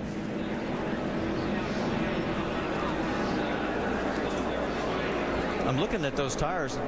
That doesn't match up color-wise. That looks more like maybe Sam Hornish. Yeah, he may have got those from Sam Hornish's team. I don't know why Sam would give. I don't know why he'd give away some of his tires. I'm not sure. There might be some of his used ones from practice. Well, you can only use knowing Johnny Davis, that's probably the truth. You can only use so many sets. Lights are out on the pace car. Let's reset it for you. There's Johnny up on the box. As it'll be Mike Wallace with Joe Nemechek second, Elliott Sadler third, Brad Keselowski, Trevor Bayne, Kyle Busch. Your top 6, then Edwards, Logano, Allgaier, and Almirola. Listen to the crowd. They have been loving this. As soon as we get done here, we'll be sending you to NHRA qualifying from Charlotte. Green flag flies. Hang on. Wow, look at the push Joe Nemechek gets from Keselowski. Yeah, he was up on it right there. Elliott Sadler was back a little bit from Mike Wallace. That's going to hurt their efforts. Right in the middle of that mix. Look at the 16 and the 60. Bayne and Edwards. Still like you, Dale, I think that the momentum at the very end is what it's going to be. The cars up front may not be the ones to be here. No, they're sitting ducks out there, I believe. Right now, Joe Nemechek's in the catbird seat. Got a 3-car tandem now. Almirola's tucked in behind. You're right, the 60. Yeah, he took Junior's advice and took off where he could go. But he's going to be a sitting duck here in a second. He is hung out right now. In fact, here come the 2 Gibbs cars. They go on the high side to get around Almirola. He is stranded.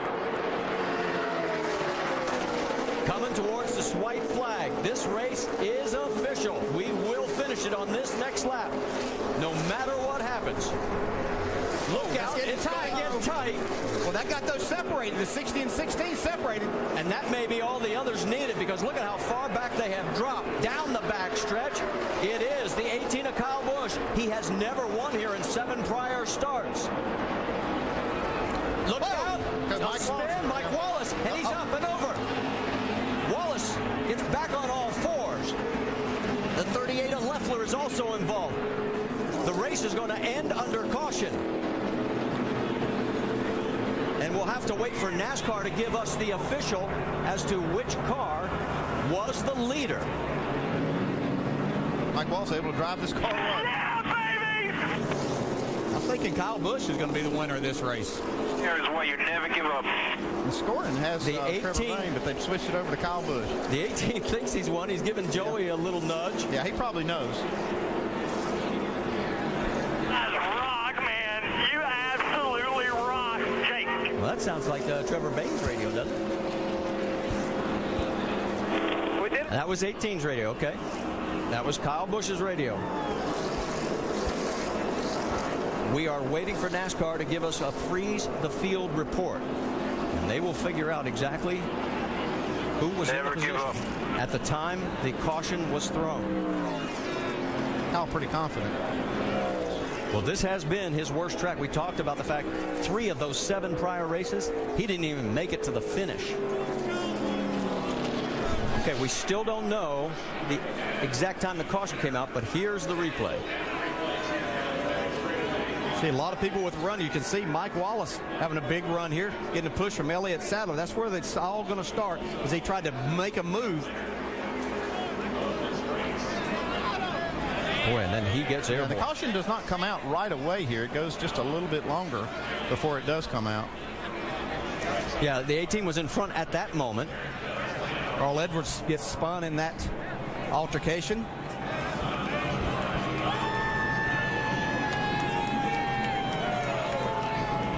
Still waiting for official word. Here's another angle.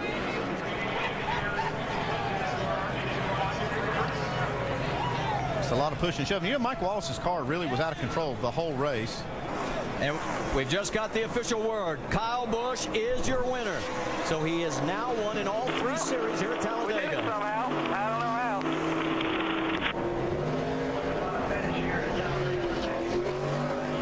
All right, here's your top 5. Is Kyle Busch, Joey Logano, Joe Nemechek is 3rd, Brad Keselowski, and Elliott Sadler. That is your official top 5 from NASCAR.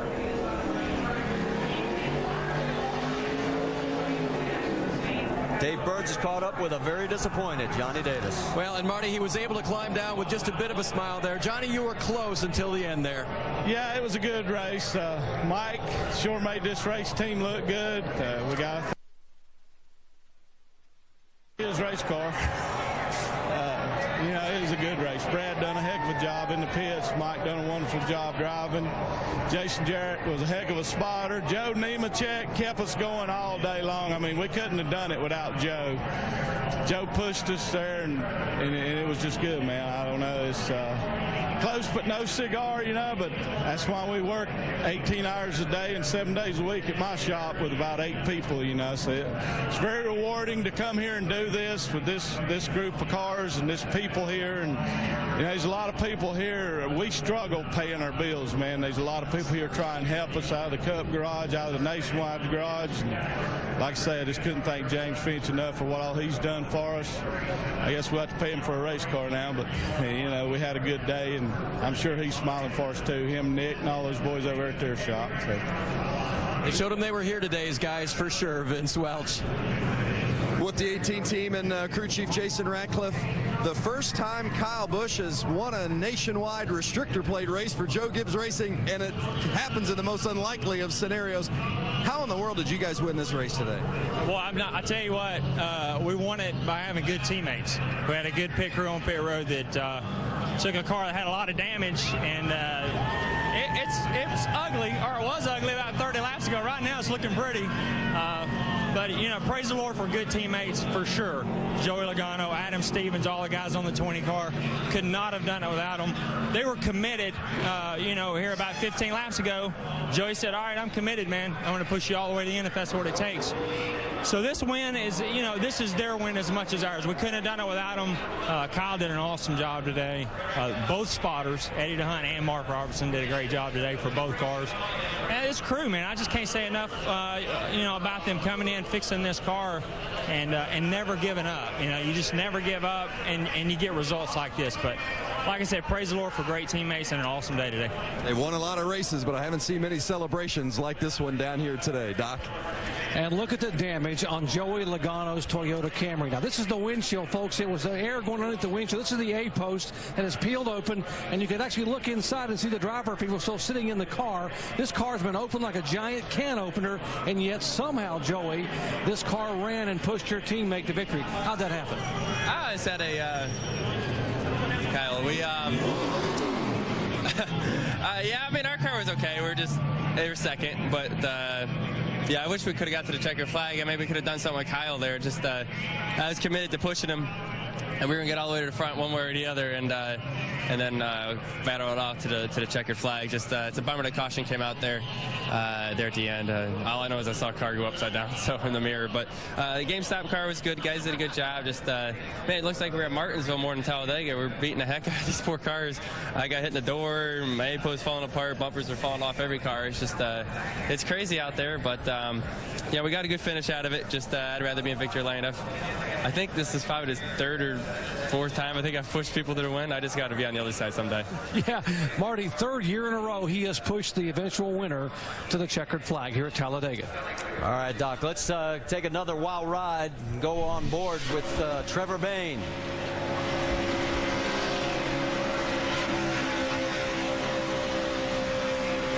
And on board with Dale Earnhardt Jr. Difference and similarities between today's cars and tomorrow's cars. Was there something you liked about the today?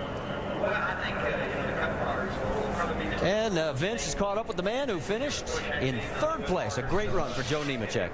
Well, that's right. And he was just watching that replay of Mike Wallace. You guys had quite a tandem. What did it feel like to be running up front at Talladega again? Well, I tell you what, for a small team being the underdog, what a day. I lost a lap early in the race, got hooked up with Mike Wallace, and man, we went right to the front. I got to thank Toyota for helping us out. I got to thank Extends, the one race deal. We have more races coming with Kevin Conway. Got to thank Nationwide Insurance for keeping this going, and the fans for being here. But man, what a day. We just have a small crew, just a small team trying to do what we can do week by week, and we gave them a run for their money today. I wish it would have finished under green. I got to say hello to Andrea and the kids back at home, but if it would have finished that lap, I don't know if we would have got them over here in the Tri-Oval, but we had the run coming back when the caution come out. Just came close, but what an improvement for our team. Joe Nemechek and Mike Wallace gave him a lot to cheer about today, Marty. All right, thanks, Vince. Final thoughts? Well, just a wreck fest, but it turned out to be a real team effort at the end with Kyle Busch and Joey Logano working together. Yeah, different racing than we've seen at Talladega in the past with these two-car tandems, but as you can tell, great racing right to the very end. A record 11 cautions, a record 57 lead changes. And let's talk to the man who had the last lead change on the last lap for the fourth time in 5 races. Jamie? And Kyle Busch went through a little bit of everything today. Started mid-pack, got spun, lost his drafting partner. After the big one that Kyle got caught up in, he brought it down pit road. This crew went to work on all 4 corners of this race car. Kyle, I believe you even said after you wrecked, you said, guys, let's take it to the garage. How did this happen? How did you get back to victory lane? I don't know. It's look at the thing. I got hit like 3 times on the left side. I thought it was killed, but I said it was killed, but these guys did a great job putting it back together with great leadership from Jason Ratcliffe. And the Z-Line Designs Camry doesn't look the best, but it was certainly the best right there at the end, especially with the guy who was pushing me. Joey was a great teammate today. Can't thank everybody from the whole JGR organization, the guys with GameStop. Thank those guys. They deserve to win just as much as we do right here. This is a team win, and it's cool to get it here. And finally, I won a nationwide race here, so now I completed the sweep at Talladega. But again, NOS Energy Drink, Toyota, this Camry was pretty fast today in the draft and getting pushed with another Camry, so it worked good there. And Gillette, Nationwide Insurance, Marquee Jets, thank the fans. It's cool to run a nationwide series. Love doing it, love winning too. All right, Kyle Busch wins his first nationwide race at Talladega. Indeed, something big happened today at Talladega. It sure did. Tell you what a race. Big action, big lead changes, big surprise, big finish. Had it all today. And quite the ending to today's race. NASCAR will be rechecking the final scoring for a little while, but we do know for sure that Kyle Busch has won the race after Mike Wallace got turned upside down on the last lap, Kyle leading when the caution was put on and the field was frozen. Next week, off to Nashville for the NASCAR Nationwide Series. Next Saturday, 2 Eastern ESPN. Off to Charlotte for some NHRA 4-wide drag racing. This has been a presentation of ESPN, the worldwide leader in sports.